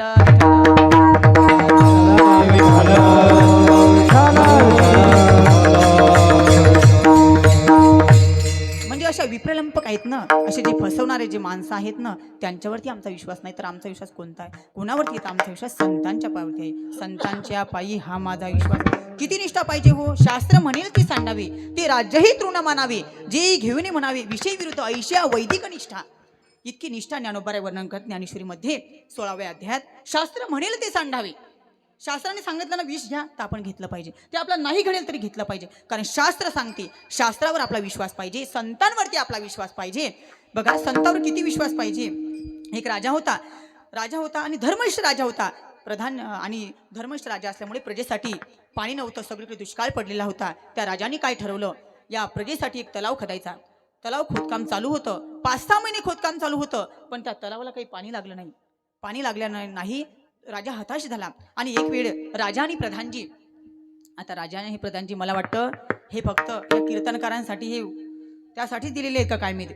अकबर बादशाह आणि बिरबल बादशाह ह्याच गोष्टी फक्त मला तर वाटते फक्त कीर्तनापुरतच मर्यादित आहेत वाटतं. ते राजा आणि प्रधानजी शिकारीला निघाले आणि शिकारीला निघाल्यानंतर तो जो हौद त्याने जो तळ खणलं, 6 महिने ते खोदकाम चालू होतं पण त्याला पाणी लागलं नाही. त्याच्या शेजारी एक वृक्ष होता आणि त्या वृक्षाच्या खाली इथं विश्रांतीला असा प्रधानजी बसला आणि प्रधानच्या मांडीवर राजेसाहेब झोपले. मांडी डोकं ठेवून अशी विश्रांतीला बसले आणि विश्रांती बसल्या राजाला झोप लागली. विश्वास किती महत्वाचा आहे बघ सांगतो तुम्हाला. मग झोपल्यानंतर त्याच वृक्षावर एक पिंगळा आणि पिंगळीचं जोडपं आलं, म्हणजे पशुपक्षी जोडपं आलं, नर मादीचं जोडपं आलं. आणि त्यातली जी पिंगळी आहे, जी मादी आहे, ती महाराजांना म्हणते, पिंगळाला म्हणते, महाराज हे कोण झोपलेले आहे?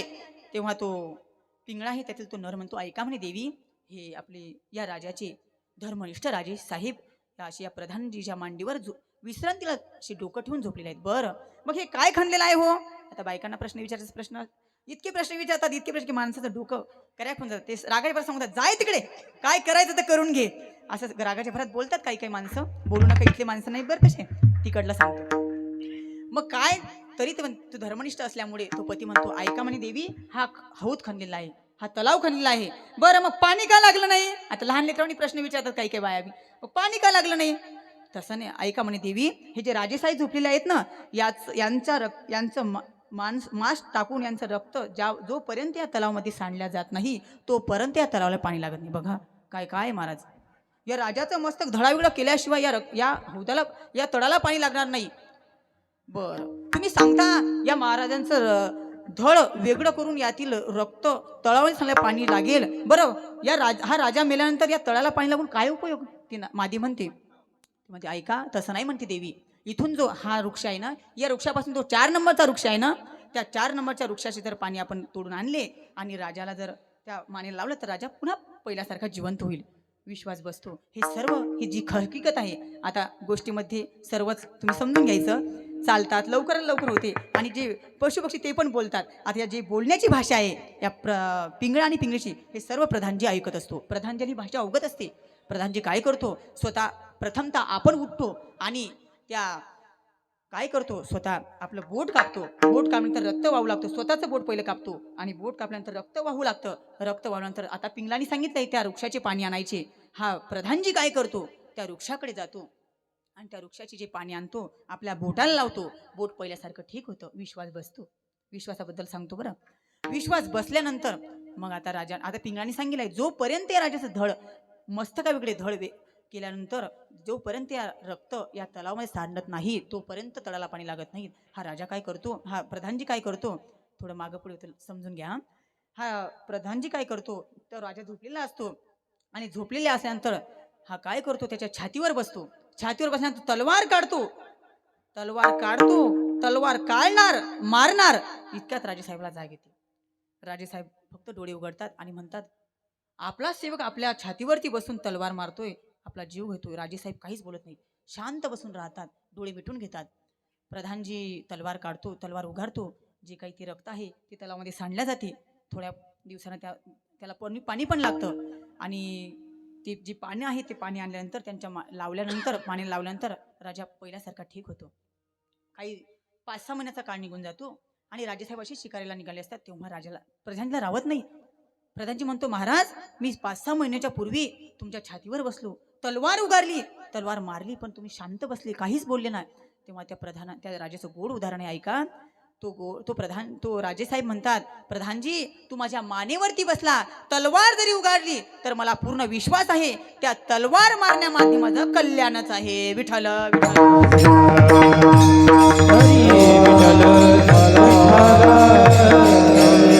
इतका विश्वास आपल्या संतांवरती पाहिजे. किती विश्वास आहे राजेसाहेबाचा? आज मरणाच्या दारात आहे तरी त्यांचा विश्वास प्रधानवरती. इतका विश्वास संतांवरती पाहिजे. भक्तिशास्त्रामध्ये एक उदाहरण आले आहे. पती पत्नीचं जोडपं असतं. रात्रीचे 12 वाजलेले असतात. समुद्राचं पाणी असतं. नावेमधून प्रवास करत असतात. जिकडे इकडे अंधार असतो. 12 वाजलेले असतात रात्रीचे आणि सर्वीकडे 1000-2000 माणसं नावेमध्ये आहेत. रात्रीचे 12 वाजलेले आहे. सगळीकडे अंधार आहे. आणि काय होतं तितक्यात, तो जो नावेचा ड्रायव्हर आहे ना, तो माईक समोर जातो आणि माईकात अनाउन्समेंट करतो की बघा, आता थोड्या वेळेने आपलं नाव बुडणार आहे. बघा काय काळ आहे, सगळीकडे पाणीच पाणी समुद्राचं. रात्रीचे 12 वाजले, 1000-2000 माणसं नावेमध्ये आहेत. आणि तो सांगतो की आता आपलं हे नाव बुडणार आहे, आपण मरणार आहे. ज्याला जसा प्रयत्न करायचा तसं करा. बघा काय काळ आलेला आहे, सगळीकडे पाणीच पाणी आहे. सगळे प्रार्थना करतात, देवा वाचवा, देवा वाचवा, रक्षण करा, त्राहे रक्षण करा. श्री अनंता मधुसूदन प्रार्थना करतात देवाची, पांडुरंगाची प्रार्थना करतात, देवा वाचवा वाचवा. हे पती पत्नी जोडपं असते ना, त्यातला तो पती शांत बसलेला असतो. पत्नी धावत जाते, म्हणते, महाराज, थोड्या वेळाने आपण मरणार, आपलं नाव बुडणार आहे, तुम्ही शांत बसलेले आहेत, तुम्हाला कसंच काही वाटत नाही. याच्यावरच आज फार तुम्हाला कसंच काही, तुम्हाला अक्कलच नाही. म्हणजे जे मागून येते ते आपल्याला सांगते, तुम्हाला अक्कल नाही, तुम्हाला काहीच कळत नाही महाराज. बरं, ती म्हणते, का तुम्ही असे शांत बसले, तुम्हाला काहीच वाटत नाही. सर्व सांगतात, हाहाकार माजलेला आहे सगळीकडे, आता आपण मरणार, आपली नाव बुडणार. तो पती शांत बसतो. तो पती काय करतो, आपल्या खिशातली पिस्तूल काढतो आणि पिस्तूल काढून पत्नीच्या मानेला लावतो. मानेला लावल्यानंतर पत्नी म्हणते, अहो आपण मरणार, तुम्हाला चेष्टा सुचते, ही का चेष्टा करण्याची वेळ आहे का म्हणे. बरं, तो पिस्तूल काढतो आणि तो पत्नी म्हणतो, का ग तुला भीती वाटत नाही माझी? ही पिस्तूल आहे, या पिस्तुलामध्ये गोळ्या आहेत, मी जर आता बटन दाबलं तर तुला मरावं लागेल. ते पत्नीचं किती उत्तर गोड आहे बघा. ती म्हणते, महाराज, तुम्ही माझ्या मानेवरती जरी बंदूक धरली, बटन जरी दाबलं तरी मला पूर्ण विश्वास आहे, तुम्ही बटन तर दाबणार नाही. माझ्या मानेवर जरी पिस्तूल धरली तरी बटन दाबणार नाही, एवढा माझा तुमच्यावरती विश्वास आहे.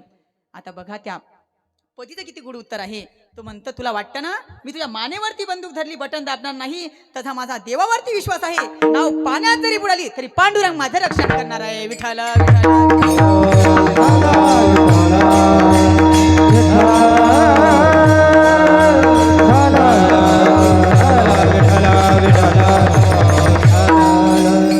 इतका विश्वास आपला देवावरती पाहिजे, इतका साधू पुरुषावरती विश्वास. महाराज, तुम्ही सांगता बऱ्याच 10:15 झाले, आता विश्वासाबद्दलच चालवे. तुमचा इतका विश्वास आहे, विश्वास संतावर इतका विश्वास पाहिजे. साधू संतावर आपण विश्वास बी ठेवतो, साधू संत आपल्याला भेटतात, त्यांच्यावरती आपला विश्वासही बसतो, परंतु पुढचं साधन कळत नाही. जगद्गुरु म्हणतात, सर्व भावे दास झालो त्याचा, सर्व भावे दास झालो त्याचा, सर्व भावे दास.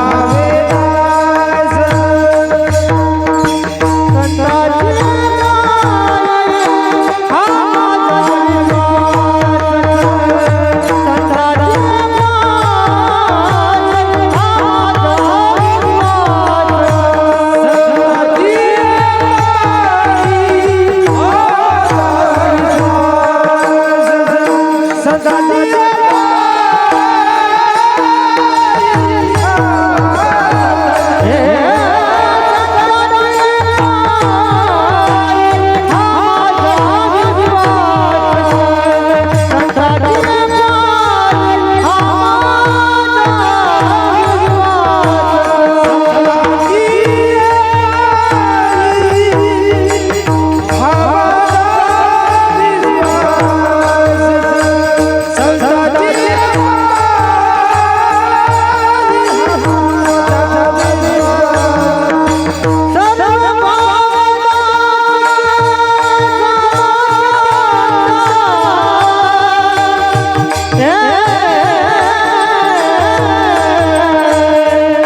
सर्व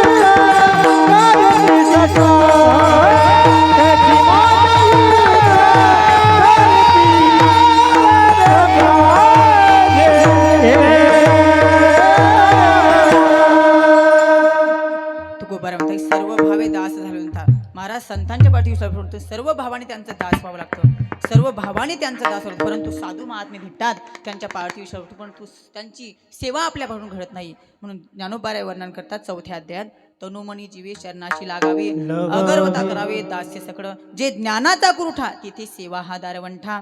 म्हणून ज्ञानोबा म्हणतात जगद्गुरु म्हणतात की आपला संत महात्मे भेटतात, परंतु त्यांच्यावरती विश्वासही बसतो, परंतु त्याची सेवा आपल्यावर घडत नाही. तुकाराम म्हणतात तुका म्हणे मज न घडता सेवा, तुका म्हणे मज घडो त्यांची सेवा, आणि तुका म्हणे संत सेवा हेची देवा उत्तम. म्हणजे संतांची सेवा किती उत्तम आहे.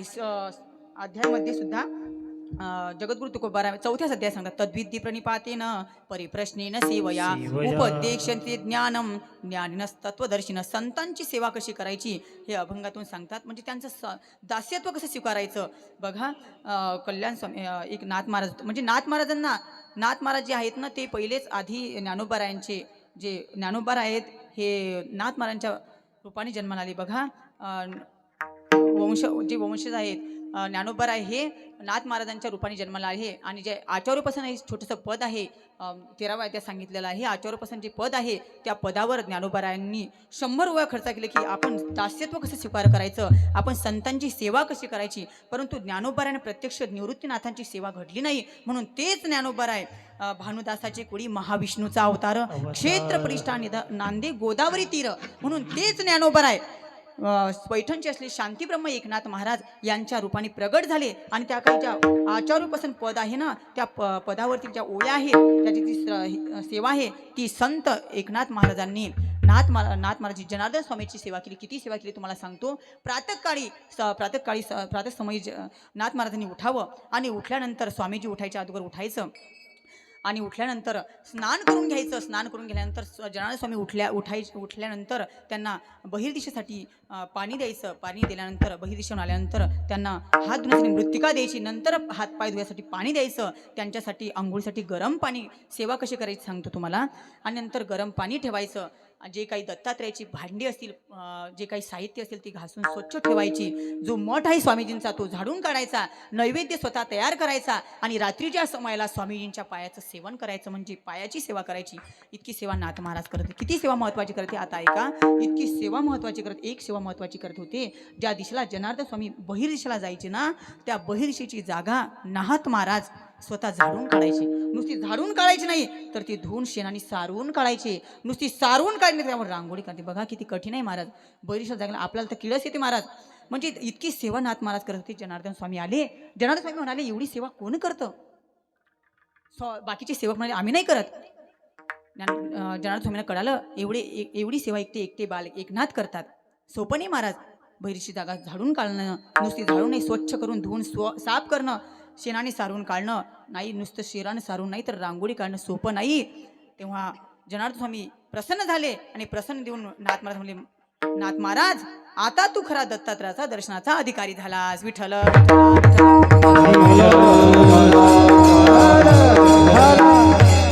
इतकी सेवा आपण संतांची केली पाहिजे. आघवी दैवा जन्मभूमी ही सेवा जे ब्रह्म करी जीवा सोचते. जे जीवाला ब्रह्म करणं जे काही असेल की संतांची सेवा आहे. म्हणून आपण सेवा केली पाहिजे. सर्व भावे दास झालो त्यांचा. जगद्गुरु तुकोबार म्हणतात सर्व भावे दास झालो त्यांचा. सज्जन गडावरती कल्याण स्वामी होते आणि समर्थ स्वामी होते रामदास स्वामी. कल्याण स्वामी होते आणि समर्थ स्वामी जे आहेत ते आपल्या शिष्यांना बोधातील दासबोधातील ओव्या समजावून सांगत होते आणि ओव्या समजावून सांगत असताना त्यांच्या जी छाती आहे ती हव्या वारा आल्यानंतर उडालं आणि उडाल्याबरोबर समर्थ स्वामींनी हाक मारली, कल्याणा.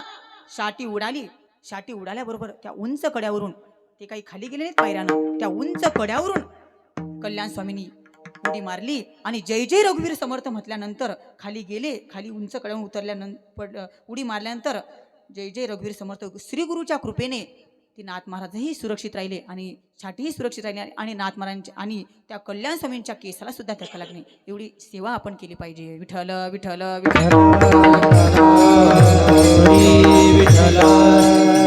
आपल्यासारखा साधक असता, म्हणजे माझ्यासारखा जर साधक असता तर त्या उंच कड्यावर नाही पायऱ्यानं खाली गेला असता आणि थोडंच काही उपरनं घेऊन आला असता. पण स्वामींनी तसं केलं नाही, कल्याण स्वामी तसं केलं नाही. त्या उंच कड्यावर उडी मारली, जय जय रघुवीर समर्थ म्हटलं आणि त्या गुरुच्या कृपेने, त्या गुरुच्या आशीर्वादाने त्यांनाही काही झालं आणि छाटी सुरक्षित राहिली. एवढी सेवा आपण केली पाहिजे. म्हणून ज्ञानोबाने सुद्धा वर्णन करतात, आघवी दैवा 13व्या अध्यायात वर्णन आहे. आघवी दैवा जन्मभूमी हीची सेवा, जे ब्रह्म करी जीवा सोच्याते. या जीवाला जे ब्रह्म करणं जर काय असेल ती संतांची सेवा आहे. आपण ती सेवा केली पाहिजे. जगद्गुरु तुकोबाराने म्हणतात, बराच वेळ झाला आता, विश्वास झाला, श्रद्धा झाली, सर्व झालं. महाराज तुम्ही सांगता संतांच्या पाठी विश्वास ठेवला, बरं आम्ही विश्वास ठेवूही, संतांच्या पाठी विश्वासही ठेवतो, सर्व भावाने त्यांचा दासही होतो. परंतु महाराज तुम्ही हे एवढं कशासाठी केलं हे सब महाराज अभंगाच्या द्वितीय चरणात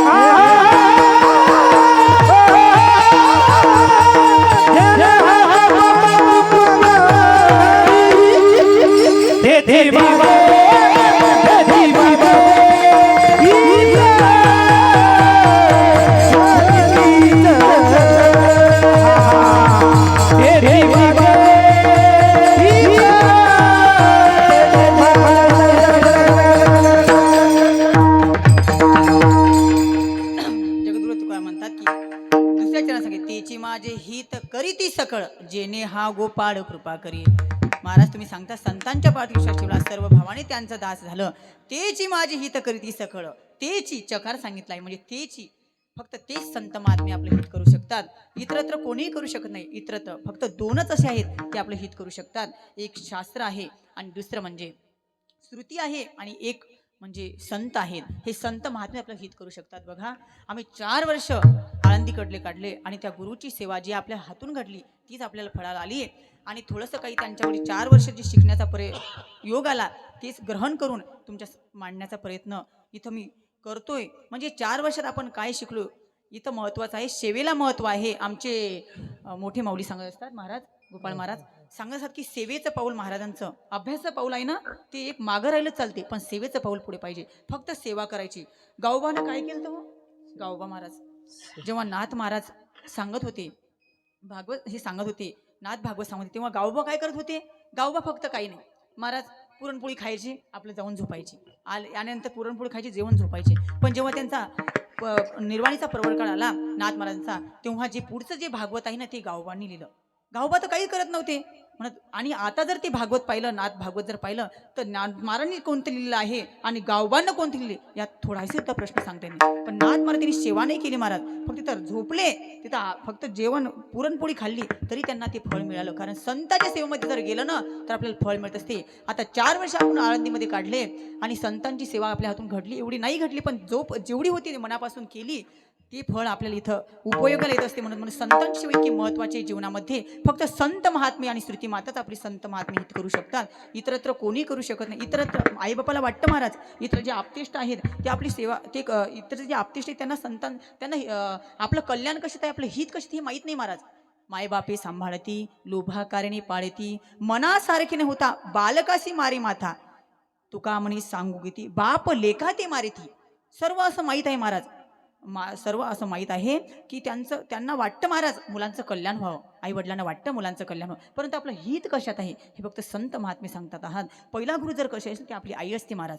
आपली आई बोट धरून आपल्याला फिरवते, चालवते आणि त्या मार्गाला लावते, परंतु आपल्या मुलाचं कल्याण कशात आहे हे तिला कळत नाही. ती थोडी अज्ञानी असते या मध्यात. पण या वरच्या मधल्यात जर असतील ते संत महात्मे आहेत. मला जे देवाला शक्य नाही मी थोडं माफ करून बोलतो, पांडुरंग परमात्मा म्हणजे देवाला जी नाही ती संतांच्या यानं केला जाते महाराज. भक्त पुंडल्यासाठी भगवंत धावून आला महाराज. बघा किती त्यांनी त्रास दिला होता आईवडिलांना, पण जेव्हा संतांची सेवा केली, आईवडिलांची सेवा केली ना तर साक्षात भगवंत परमात्म्याच्या भेटीला. म्हणजे सेवेला इतकं महत्व आहे. संतांची सेवा आपण केली पाहिजे, इतरत्र जे आहेत ना त्यांची सेवा नाही महाराज. आणि कोणाच्याही नतमस्तक व्हायचं नाही महाराज. ज्या अधिकार लागतो त्या माणसाला. आमचे महाराज म्हणते, महाराज मोठ्यांशी जर बोलायचं आहे ना तर आदरानंच बोलावं लागेल महाराज, कसंही चालत नाही. कारण त्यांचा आदर त्यांच्या ठिकाणी फार त्याग असतो माणसा महाराज त्यांचा. आळणीमध्ये जाऊन पहा, हे सोपं नाही महाराज. हे वाजवणं, हे कातडं हे वाजवणं सोपं आहे का महाराज? रात्र त्यांना विचारा किती तास ते हे करतात, प्रॅक्टिस करतात. मला माहिती आहे, माझे मित्र माझे गुरुबंधू आहेत, फार असं प्रयास घेतात महाराज. बोताचे असे साल टिंगतात, हे सोपं नाही महाराज. काय थापा मारता म्हणता महाराज, सोपं नाही महाराज इथं येऊन. आणि हे आमचे गोपाळ महाराज खरंच त्यांची कृपा झाली. जेणे हा गोपाळ कृपा करी, त्यांची आज खरंच कृपा झाली महाराज. आणि हे असल्याशिवाय म्हणून बोलू शकत नाही महाराज. मी एकटा काय बोलणार आहे हो, सर्वांना घेऊन चालायचं असते महाराज. ही सर्वांची सेवा असते. एकटा माणूस काही परमार्थात बी असलं ना तर एकट्यानं चालत नाही. आणि प्रपंचात बी सुद्धा सर्वांना घेऊन चालायचं. म्हणजे संत महात्मे काय करतात, संत महात्मे तेची माझी हित करीत, फक्त तेच आपलं हित करू शकतात, इतरत्र कोणी करू शकत नाहीत. साधू संत माये बाप जे का दयेची सागर, तेने केली कृपादान, मस्तके ठेवला करू माया मोह निरसली, शुद्ध झाले कलेवर. त्यांच्या चरणावर जर आपण मस्तक ठेवलं तर आपलं या जगातून, या संसाराच्या मोहातून, आपलं हे जे बंधनातून संसाराचे दुःख आहे ना त्या दुःखातून निराश होऊन जातं. आणि म्हणून आपण काय केलं पाहिजे, त्या संतांची अशी सेवा केली पाहिजे. संतांची सेवेचं फळ हे कधीही वाया जात नाही. आपण भलत्याची सेवा केल्यापेक्षा संतांच्या महात्म्याचं सेवा करा, दान करा, पुण्य करा. सर्वांनी माळा घाला, प्रत्येकाने माळा घाला महाराज. या परमार्थासाठी फार पुण्य तर लागतंच, परंतु याच्यासाठी आमचे गुरुवरे सांगत असतात की आळंदीला जाणं पुण्य आहे महाराज. परशुराम महाराज आळंदीला पुण्य आहे महाराज, पण त्यासाठी तुमचं आई वडिलांचं पुण्य लागेल. आमची आई बसलेली, खरंच आमच्या आईचं पुण्य आहे म्हणून आज मी इथं आहे, इथं बोलू शकतो.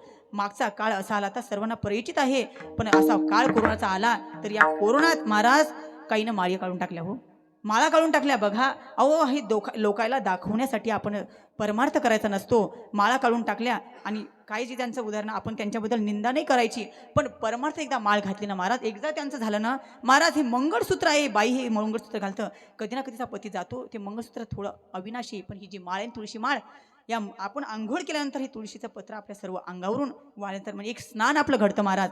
फक्त आपण संतांची नाही, संतांची सेवा होत ना, नका जाऊ तीर्थयात्रेला, नका जाऊ पंढरपूरच्या यात्रेला, आपलं नाही होत महाराज, नाही होत, कोणाचं नाही जमत, नाही होत. फक्त आईबापाची सेवा करा. आईबापाची सेवा केली ना तरीही आपल्याला तेवढंच पुण्य भेटतं. चंद्रभागेला गेलं आणि नाही पुंडलिका दर्शन झालं, फक्त चंद्रभागा डोळ्याने जरी पाहिली तरी आपल्याला तीच सेवा घडते. चंद्रभागा डोळा चंद्रभागे तीर, चंद्रभागा डोळा जर डोळ्याने जर पाहिलं तरी तेच पुण्य आहे. म्हणजे फक्त आपण आई वडिलांची सेवा केली ना तरी आपल्याला ते पुण्य भेटतं महाराज. म्हणून आई बाप फार महत्वाची जीवनात.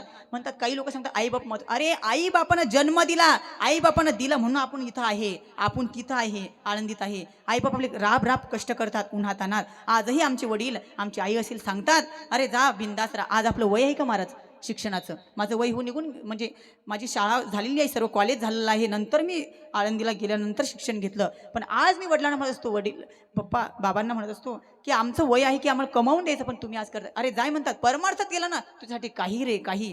जो बाप आपल्याला घरी असताना 1 रुपया देत नव्हता तो आज 7,000 रुपये काढून तो, हे काय फळ आहे महाराज. संतांच्या सेवेत गेलं ना काहीही मिळतं महाराज, फक्त संतांच्या मनोभावाने करावे लागेल. मी माझं अभिमानाचं सांगत नाही, पण खरंच या प्रपंचातलं जर दुःख पाहिलं तर संसार कसा आहे हो? संसार हा दुःखामुळे आहे. संसार दुःखामुळं चहूकडे इंगळ, विश्रांती नाही कुठे, रात्रंदिवस तळमळ, रात्रंदिवस तळमळ आहे. पण परमार्थात गेला ना महाराज तर उभ्या बाबा म्हणत होते तू याच्या परमार्थात गेला ना तुला सगळं. म्हटलं बाबा काही नाही अपेक्षा, फक्त त्या देवाला आपण तिथपर्यंत पोहोचणे महाराज. एवढा त्याग आपल्या जीवनात नाही महाराज, पण त्यागासाठीही फार बल लागतं महाराज. स्वतः नाही इथं उभं राहून 4 शब्द तुमच्या पुढे बोलायचं. आज वक्ती सुद्धा श्रुती खूप हुशार असतात. आपण काय बोलायचं, माणसानं कसं वागायचं यावर आपलं जीवन अवलंबून असते. माणसानं सावधानतेने राहायचं. माझ्या ज्या ताई आहेत त्यांना सर्वांना कळकळीची विनंती आहे महाराज, हे जग खूप वाईट आहे पण इतकं वाईटही नाही, चांगलंही आहे महाराज. जेवढे आपले भाऊ आहेत ना आपण चांगल्या नजरेने जर बघितलं ना तर आपल्याला आपली माता बहिणी दिसली पाहिजे. प्रत्येकाच्या ताईमध्ये आपली आई दिसली पाहिजे, प्रत्येक माता माऊलीत आपली आई दिसली पाहिजे, बहीण दिसली पाहिजे. या दिशेनं आपल्याला पाहिजे. आमचे संस्कार जे आहेत ना आता जे आमचे गुरुवारी शिकवतात त्यांचा त्याग, सर्व ब्रह्मचारी आहेत महाराज, पण संतांची सेवा गुरुवारांची कुरेकर बाबा आहेत आमचे, सर्वांना माहीत असेल महाराज. 95 वर्ष झाले आजही ते आम्हाला शिकवतात महाराज. काय अभिमान आहे आम्हाला, अभिमान आहे त्यांचा. त्याच शिळ्या चढून वरी चढतात. तुम्हाला नाही ज्ञानोबाचं दर्शन करायचं ना तर नाळंदीला जा, आणि त्या एका छोटीशी खोली आहे हो. आज 95 त्यांना काय घेता येत नव्हतं महाराज. त्यांना स्वतःची गाडी घेता येत होती, स्वतःचा बंगला बांधता येत होता, पण त्यांनी नाही केलं महाराज. स्वतःचं जीवन आपल्यासाठी समर्पण केलं. विठ्ठल विठ्ठल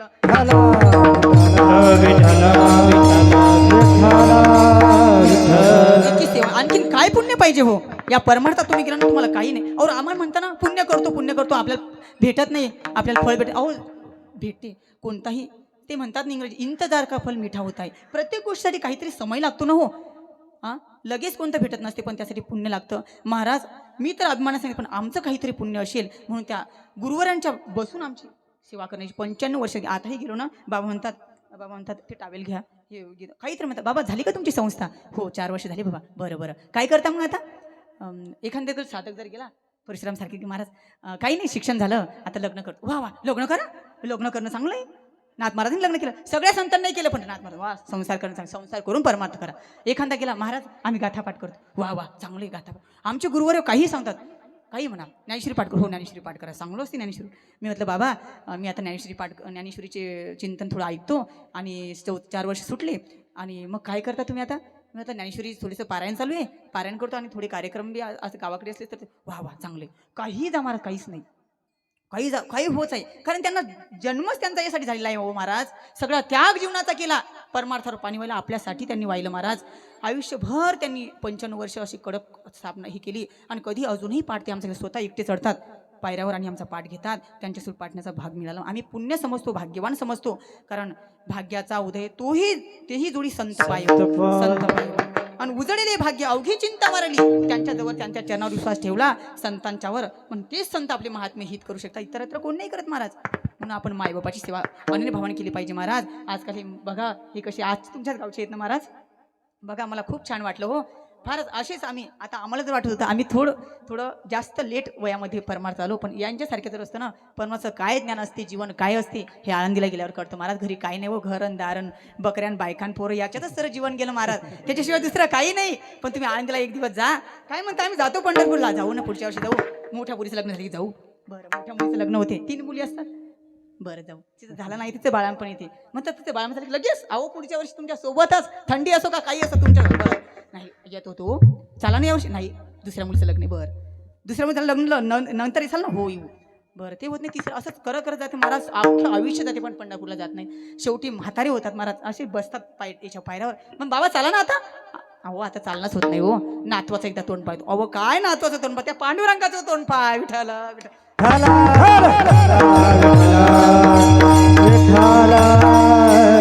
म्हणजे प्रपंचात असे मला प्रपंचात सांगावं लागतं माणसाला. हे सगळं माहीत असतं पण ते सांगणं कसं काम असते माहिती आहे आमचं. मी तुम्हाला सांगितलं ना हे तुम्ही उद्या विसरता का नाही खरं बोला.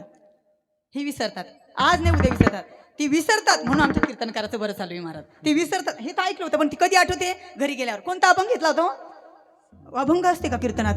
हो यो बाप अभंग ते अभंग कीर्तन अभंग असते म्हणजे एवढं सुद्धा कवी कोण माहिती. एक महात्मे आले थोडं 5 मिनिटं शिल्लक घेतले चालतील ना महाराज? गावकऱ्याला विचारला गेलं आमचे तर हे आहे इथं सोबत कारण थोडं उशिरा सुरू झालं. विचारत असतात ज्ञानोबाराचं दर्शन पण घेतात समज दर्शन घेतात. बाहेर म्हणतात महाराज ते दगडासारखं आहे ते काय हो? मी म्हटलं ते ज्ञानोबाराची समाधी आहे म्हणे. मग मला वाटलं ते मुकुट नाही का? मी म्हटलं वर तुम्ही दर्शन घेतलं तुम्हाला ते सुद्धा माहीत नाही. एक म्हणतात तुका म्हणे माझं घडो त्यांची सेवा तरी माझ्या दैवा पार नाही. हे कोणत्या ओळीत लिहिले हो ज्ञानेश्वरीच्या कोणत्या? म्हटलं बापरे ही ओळी अध्याय असते का? अहो हे तुकारामाचं हे प्रमाण आहे म्हणजे एवढं सुद्धा माहित नाही मला परमार्थात म्हणजे दुसऱ्याची हेटाळणी करायला सांगणे. पण जगात आम्हाला असं भरपूर. आणि त्या आळंदीला जर गेल्यानंतर गोपाल महाराज तिथं विचारत नाही समाधी कुठे आहे तिथं विचारत मंगल कार्यालय कुठे आहे. आमची गोपाळपुरातच राहतो सर्व गोपाळातच हे वाटते आज. आम्ही गोपाळपुरात राहतो आणि तिथं हनुमंताचं मंदिर आहे सर्व मंगल कार्यालयात झाले आणि ते प्रसिद्ध झाले लग्न करायचं. रात्रीचे पळून गेले तर तिथे लग्न लागतात. मग तिथे म्हणजे जाऊ नका बरं. तिथं गेल्यानंतर ते म्हणजे ती सांगायची विनोदा भाग असते सगळं मंगल कार्यालय. गाडी थांबवतात महाराज म्हटलं बापरे महाराज समाज दर्शनाला वाटते विचारतात इकडे आहे महाराज आपलं प्रदर्शन चालू असते चालतं रामस्त हरिपाठ करणं काही विद्यार्थी करतात. परशुराम महाराज आपले बनकर महाराज तुम्हाला माहिती आहे अमर महाराज हे सर्व आम्ही प्रदर्शना करतो सर्व हे करत असतो. महाराज इकडे या बरं ते नववधू मंगल कार्यालय कुठे हो? अरे बाप मग नववधू मंगल कार्यालय आता आम्ही का मंगल कार्यालयासाठी पायासाठी आलो इथं आला देत.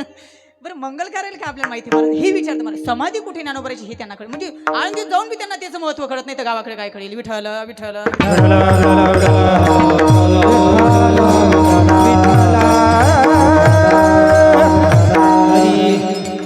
संतांच्या पावरती विश्वास आहे. संतां आणि तेच आपलं हित महात्मा करू इतर कोणी हित करू शकत नाहीत.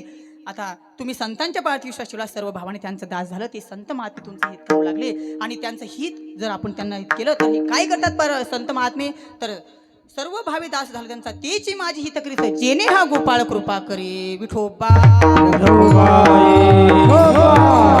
हरी विठोबा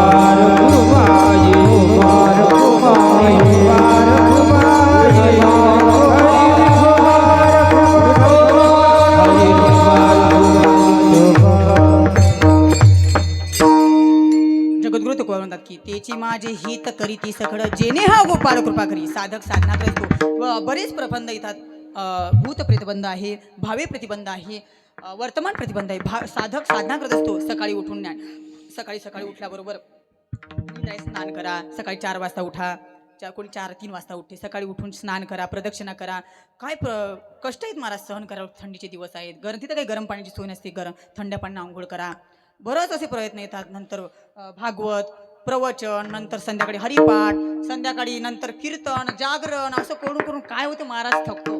कधी कधी वाटतं मी सांगतो विनोदानं बरं कधी कधी वाटतं हे सोडून द्यावं माळ काढावी आणि घरी निघून जा असं वाटतं महाराज कधी कधी. पण नाही अशाही परिस्थितीत साधू संत महात्मे काय करतात अभंगाच्या तृतीय चरणात भागलिया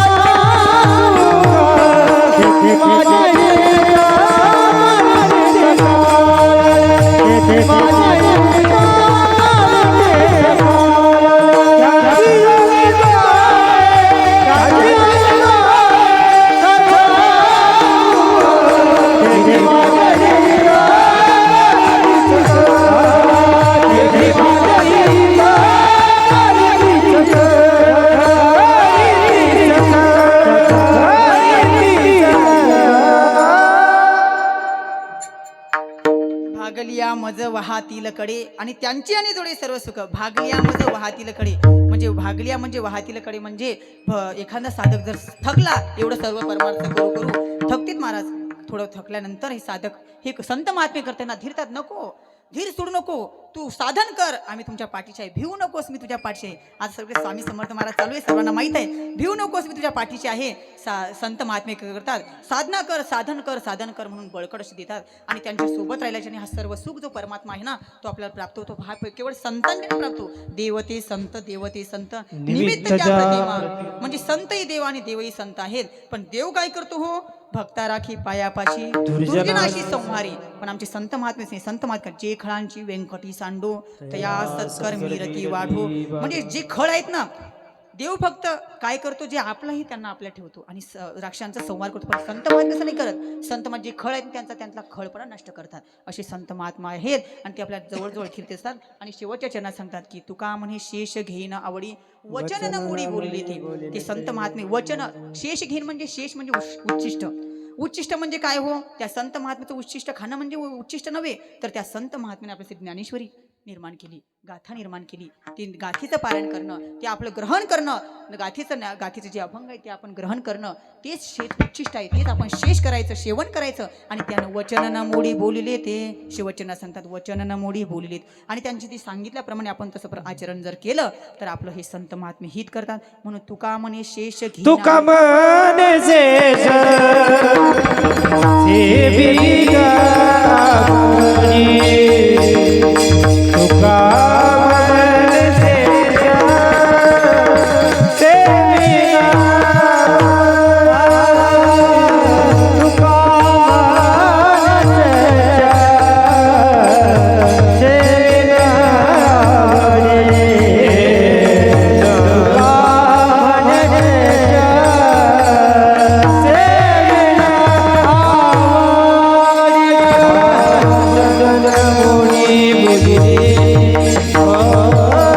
वचन मोडी बोलिले, वचन मोडी बोलिले, वचन मोडी बोलिले. देवा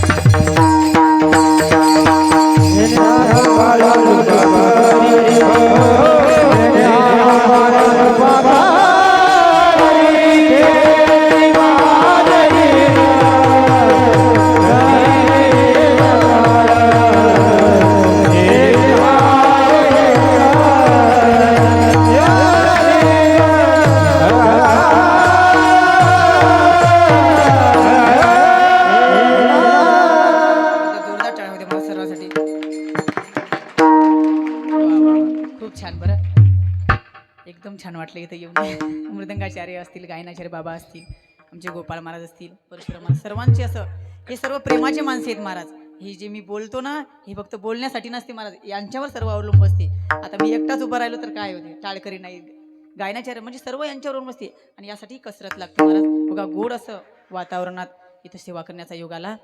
बघा तुकोबाराय शेवटच्या नसके तुका म्हणे शेष घेईन आवडी वचन न मोडी बोलले ते वचन न मोडी बोलले ते या पदावर आपल्याला बोलायचं आहे की वचन आम्ही त्यांचं कधीही मोडणार नाही, कारण ते संत महात्मे आपल्या या संसार सागरून तारून नेतात.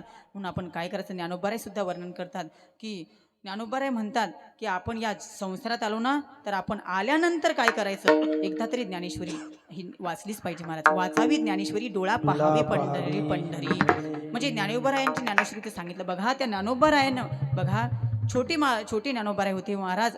16व्या वर्षी ज्ञानेश्वरी लिहिली. आताच्या कालची 16व्या वर्षाचे विद्यार्थी बघा नाही महाराज, मी तर एक दोन ठिकाणी बघितलं की 16-17 वर्षाची सिगरेट ओढतात, दारू पितात, काय जे असे बरोबर आपल्याला भरपूर ठिकाणी दिसतात महाराज. पण त्या ज्ञानोबारायांनी, माझ्या ज्ञानोबारायांनी आई वडिलांचा सहारा नसताना बघा, ज्यांना आई वडिलांचं नाही ना त्यांना विषय आई वडिलांची किंमत बघा. माझे ज्ञानोबाराय छोटे होते, मुक्ताई माहिती छोटी होती, त्यांना कळत बी नाही हो आई वडील त्यांचे.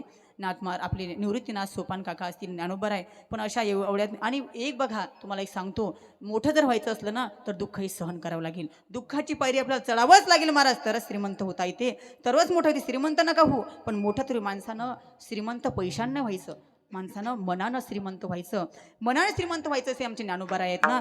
बघा आळंदीत बनकर महाराज, बघा आळंदीत त्या आळंदीची काय कथा आहे महाराज. सिद्धेश्वरात राहत होते महाराज, त्यांच्या आई बापांनी प्रायचित्त केलं हे सर्वांना माहितीच आहे. पण छोटेसे आपले ज्ञानोबाराय महाराज, त्यांना मधुकरी मिळत नव्हती हो. मधुकरी जर मागायला गेलं तर त्यांच्या झोडीमध्ये सर्व हेच टाकत, माती टाकत होतं, शेण टाकत होते. आमची छोटीशी मुक्ताई काय खाट नाही आजच्या कारखाला छोट्या बाळाला काय खा वाटत नाही महाराज, प्रत्येक चव बाळाला खेळते. त्या माझ्या मुक्ताईला, छोट्या मुक्ताईला मांडे खाऊ वाटले महाराज. म्हणून हट्टहास केला ज्ञानोबारायांकडे, दादा मला मांडे खाऊ वाटतं ना, पण आपल्याला मधुकरी गोत नाही, आई वडिलांचा सहारा नाही. लहानपणीच आपले आई वडील गेले. दादा आपली आई कुठे गेली अशी रे. निवृत्त दादा सांगतात, बघ मुक्ते ऐक, आपले बाबा ना येतात, गावाकडे गेले. बघा छोट्या मुलाला काय कळते हो. मग ते मुक्ताई सांगते, आपले बाबा कुठे गेले दादा, आपल्याला आई वडील नाही दिसत, काही दिसत येतो म्हणतात दादा, कधी येतील हो, पण गावात जर गेलं ना कोणी भिक्षा द्यायला पात्र नाही, मला आज मांडे खावतात. बघा मुक्ताई माता एका घरी जाते आणि म्हणते, माझ्या ज्ञानोबारायांना माझ्या ज्ञानदादांना मांडे खावायची इच्छा झाली, भांडे देता का. खापर तर देते महाराज, भांडे घासून घेते, भरपूर भांडे घासून घेते हो माझ्या मुक्ताईकडून. खापर देते आणि खापर हातात देते आणि फोडून टाकते महाराज. बघा काय काळ होता त्या काळातला महाराज. माझ्या मुक्ताईला, माझ्या ज्ञानोबारायांना मांडे खावटले तर खापर दिलं नाही महाराज. आणि त्यांच्या नावावर, त्यांच्या याच्यावर आज आळंदीत सगळं अन्नदान चालले महाराज. परशुराम महाराज, गोपाळ महाराज यांना विचारा, बाबांना विचारा महाराज. आज सगळे दान, पाच लोकात जर भजन केलं तर सगळे दान होते, पण माझ्या ज्ञानोबारायांना ते मिळालं नाही हो. किती दुष्ट माणसं होते, लोक तेच आहेत महाराज, आजही तेच लोक आहेत. पाहण्याचा दृष्टिकोन बघ किती वेगळं झालं. त्यांना काहीच मिळालं नाही महाराज ज्ञानोबारायांना आणि ज्ञानोबारायांना, पण आज तेच बघा सगळ्यांची माऊली झाली, अनाथांची माऊली. ज्ञानराज माझी योग्यांची माऊली, जेने निगमवली प्रगट केली. अनाथांची माई ज्ञानराज माझी योग्यांची माऊली. किंवा तुका म्हणे, तुकोबाराय नाथ महाराज म्हणतात, एका जनार्दनी नाथ महाराज सुद्धा वर्णन करतात, ज्ञानाबाई माझी अनाथांची माऊली, म्हणजे अनाथांची माय झाली महाराज. बघा किती ज्ञानोबाराय हे कोणाचा अवतार आहे, महाविष्णूचा अवतार ज्ञानोबाराय आहेत. त्यांनी इतकी आपली ही साधना करून इतकं हे केलं, पण त्यांना मिळालं नाही महाराज. पण माझ्या मुक्ताईला नाही, आणि या सर्व देवांनी आपल्यासाठी करून ठेवलं. आपण त्यांच्यासाठी ती ज्ञानेश्वरी आहे ना ती वाचली पाहिजे महाराज. आपल्याला नाही वाचता येत ना, आपण नाही शिकले ना तरी फक्त बोट फिरवलं पाहिजे. आज पहिला अध्याय काढायचा, ज्ञानेश्वरीचा पहिला अध्याय बोट फिरवायचं, लावून ठेवायचे, बंद करून ठेवायचे. दुसऱ्या दिवसाला दुसरा अध्याय काढायचा, बोट फिरायचं, फक्त बोट फिरवायचं. आपण जर बोट फिरत राहिलो ना, एक दिवस ती ज्ञानेश्वरी आपलं बोट सोडणार नाही महाराज. इतकं त्या महात्म्य त्या ज्ञानेश्वरीचं आहे. चैतन्य महाराज सुद्धा सांगतात की एकदा ज्ञानेश्वरीनं आपण केलं ना तर आपलं ते, मी तुम्हाला म्हणजे कळकळीच त्यांना विनंती करून सांगतात की ज्ञानेश्वरी एकदा तरी वाचा माणसानं जीवनामध्ये. ज्ञानेश्वरीचं फार महत्त्व. साक्षात ज्ञानोबाराय आपल्याशी बोलतात महाराज. त्यांनी इतकं कष्ट सहन केलं आणि आपण थोडंसं करू शकत नाही. आपल्याला थोडी दुसरं कोणी बोललं तर आपल्याला बात राग येतो महाराज. त्यांना किती आहे. तुकोबारायांना त्या विसोबा शेचरनं काठ्याच्या काठीनं मारलं महाराज, तरी तुकोबाराय हे नाही झाले नाहीत. शेवटी त्यांच्या घरी गेले आणि त्यांचेच पाय, त्यांचे हातपाय दुखतील म्हणून हे सांगायला लागले तुकोबाराय की तुमचे हात दुखतील, पाय दुखतील. बघा किती संतांचं महत्त्व असते महाराज, किती ज्ञानोबारायांचं महत्त्व असते. ते फक्त आळंदीला गेल्यावर, लेहूला गेल्यावर, पंढरपूरला गेल्यावर या क्षेत्राचं महत्त्व कळते. घरी बसून काही नाही महाराज, घरी करा. प्रपंच सर्वांनाच महाराज म्हणतात की, महाराज सांगतात सगळं आळंदीचं सांगतात, हे सांगतात, पण प्रपंचातही राहा. पण प्रपंचात महाराज पत्नी असेल ना आई असेल ना दोघीत जास्त माणसांना पडू नये महाराज. पत्नी ही आपलीच आहे, आई पण आपली आहे, जी सर्व घर सोडून सर्व त्याग करून एक अरे आपण जर दुसऱ्याच्या घरी गेलो तर म्हणतात अनोळखी माणूस आहे, ती सगळं घर सोडून आपल्या घरी येते, आपल्या फक्त नावावर येते. तर माणसाने तिनं आपल्या फुलासारखं ठेवा, पण ती पत्नी तशी वागली पाहिजे. आणि आई वडील जर पत्नी म्हणत असेल ना मी आल्यानंतर आई वडिलांना बाजूला करा, मी तर नाही, तिला सोडून द्या महाराज. पण आई वडिलांना, कारण त्यांनी थळ हाताच्या फुलाप्रमाणे आपल्याला जगवलं महाराज. इथपर्यंत आपल्याला ही दुनिया दाखवली महाराज. 9 महिने आपल्याला जास्त जर कोण ओळखत तर आई ओळखत असते महाराज. 9 महिने ती आपल्या पोटामध्येच ठेवते, म्हणून सगळ्यात जास्त आई ही आपल्याला ओळखत असते. हे सर्व तर काय म्हणजे महाराज, आईचा सहारा जाऊ द्या हो, बाप हा मावसा होत असतो. काही खरं नाही महाराज त्या लेकराचं, आईची माया जाऊ द्या हो. बाप जर गेला तर माई ही कसंही करून त्यांना जीवन जगू शकते. थोडाच्या तळ हाताचे कष्ट करून काबाळ करून माझा मुलगा असा झाला पाहिजे, श्रीमंत झाला पाहिजे, खूप मोठा. प्रत्येक आई वडिला काय बापाला काय असते हो, त्यांच्याकडून काय अपेक्षा असते बापाकडून. एक मुलगा असा विद्यार्थी होता आणि त्याने शिकवत होता, आणि शिकवत असताना शिक्षण चालू असताना तो असा फार शिक्षण गेला आणि पुढे चालत गेल्यानंतर त्याला कलेक्टर व्हायचं होतं, त्याची इच्छा होती, पण घरी पैसा नव्हता. बाप काय करत होता, चपला हे शिवण्याचं काम करत होता रात्री, आणि संध्याकाळी नाईट ड्युटी करत होता, आणि सकाळी चिपल्याचं म्हणजे असं काम करत होता. एक दिवस त्यांनी बघितलं की आपले वडील किती कष्ट करतात आपल्यासाठी, आपल्याला शिकून, आणि तो मोठा कलेक्टर सुद्धा झाला, इतका पैसा कमवून केला. आणि बाप जेव्हा तो 4 व्हीलरतून गाडीत बसून आला तेव्हा बाबांना म्हणाला, हे माझे वडील आहेत बरं, यांनी इतकं खूप कष्ट केलं हो माझ्यासाठी, रात्री काबाळ कष्ट केले, चपला शिवण्याचं काम केलं, रात्रीचं पाणी केलं, दिवसाचं पाणी केलं, हे माझे वडील आहेत. तर त्यांनी पहिला पगार आपल्या वडिलांकडे दिला. तर वडील काय म्हणाले, महाराज अरे बाबा काही नको रे, तुझा 35,000 असो 100 असो तुझा पगार तुला तू मोठा झाला ना, एवढंच मला बघ. काय बापाला काय अपेक्षा आहे महाराज आपल्यामुळं, फक्त मुलगा हा संस्कारी निघाला पाहिजे आणि मुलाही तसं वागलं पाहिजे. म्हणून संतांच्या पायावर जर आपण विश्वास ठेवला, सर्व भावाने त्यांचं दास झालं, तर ते संत महात्मे ही करतात. मायबापाची सेवा करा सर्वांनी, आणि सर्वांच्या चरणी एकदा दंडवत करतो. आणि जे काही चुकलं ते माझ्या बुद्धीचे दोष आहेत, आणि जे काही बरोबर आहे ते माझ्या गुरुवरांचं आहे. ज्ञानेश्वर माऊली ज्ञानराज माऊली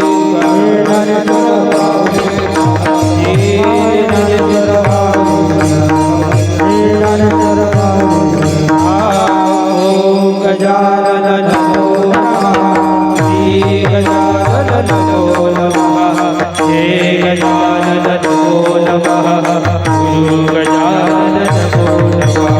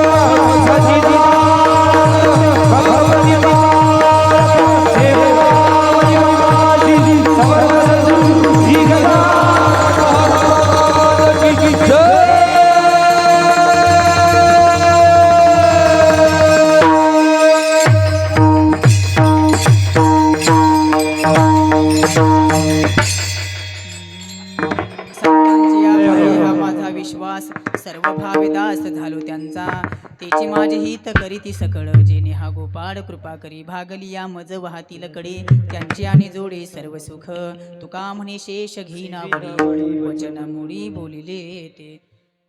ज्याप्रमाणे बोलण्याचा प्रयत्न केला, ज्याप्रमाणे शिकण्याचा योग आला 4 वर्ष, तेच इथं बोलण्याचा गुरुवरांच्या चरणी जे ग्रहण केलं तेच इथं बोलण्याचा प्रयत्न केला. आमचे मृदंगाचार्य त्यांच्याही चरणी दंडवत करतो. आमचे गायनाचार्य बाबा असतील, गोपाळ महाराज, परशुराम महाराज, बनकर महाराज, सर्वच विजयराव महाराज असतील, आपले वसुकार महाराज, सर्व. आणि तुम्हीही 2-2 तास थांबले, एवढ्या थंडीत येऊन माझं कीर्तन श्रवण केलं, तेव्हा तुमच्याही चरणी साक्षात दंडवत करतो आणि न्यूनते पुरते अधिकते सरते करून घ्यावे तुमते विनवित वसे पायाच्या प्रसादी काही बोलले विनोदे मद क्षमा करणे संती नवे अंगभूती नवे हा उपदेश तुमचे बडबडले शेष तुमचे कृपेचे पोसणे जन्मोजन्मी तुका आणि माझ्या आई वडिलांच्या साष्टांग सेवा समर्पण करतो सद्गुरू जोग महाराजांच्या सेवा समर्पण करतो आणि सर्वांच्या माई वडिलांच्या चरणी सेवा समर्पण करतो आणि माझ्या सेवेला पूर्णविराम करतो. विठ्ठल जय जय विठ्ठल जय विठ्ठल.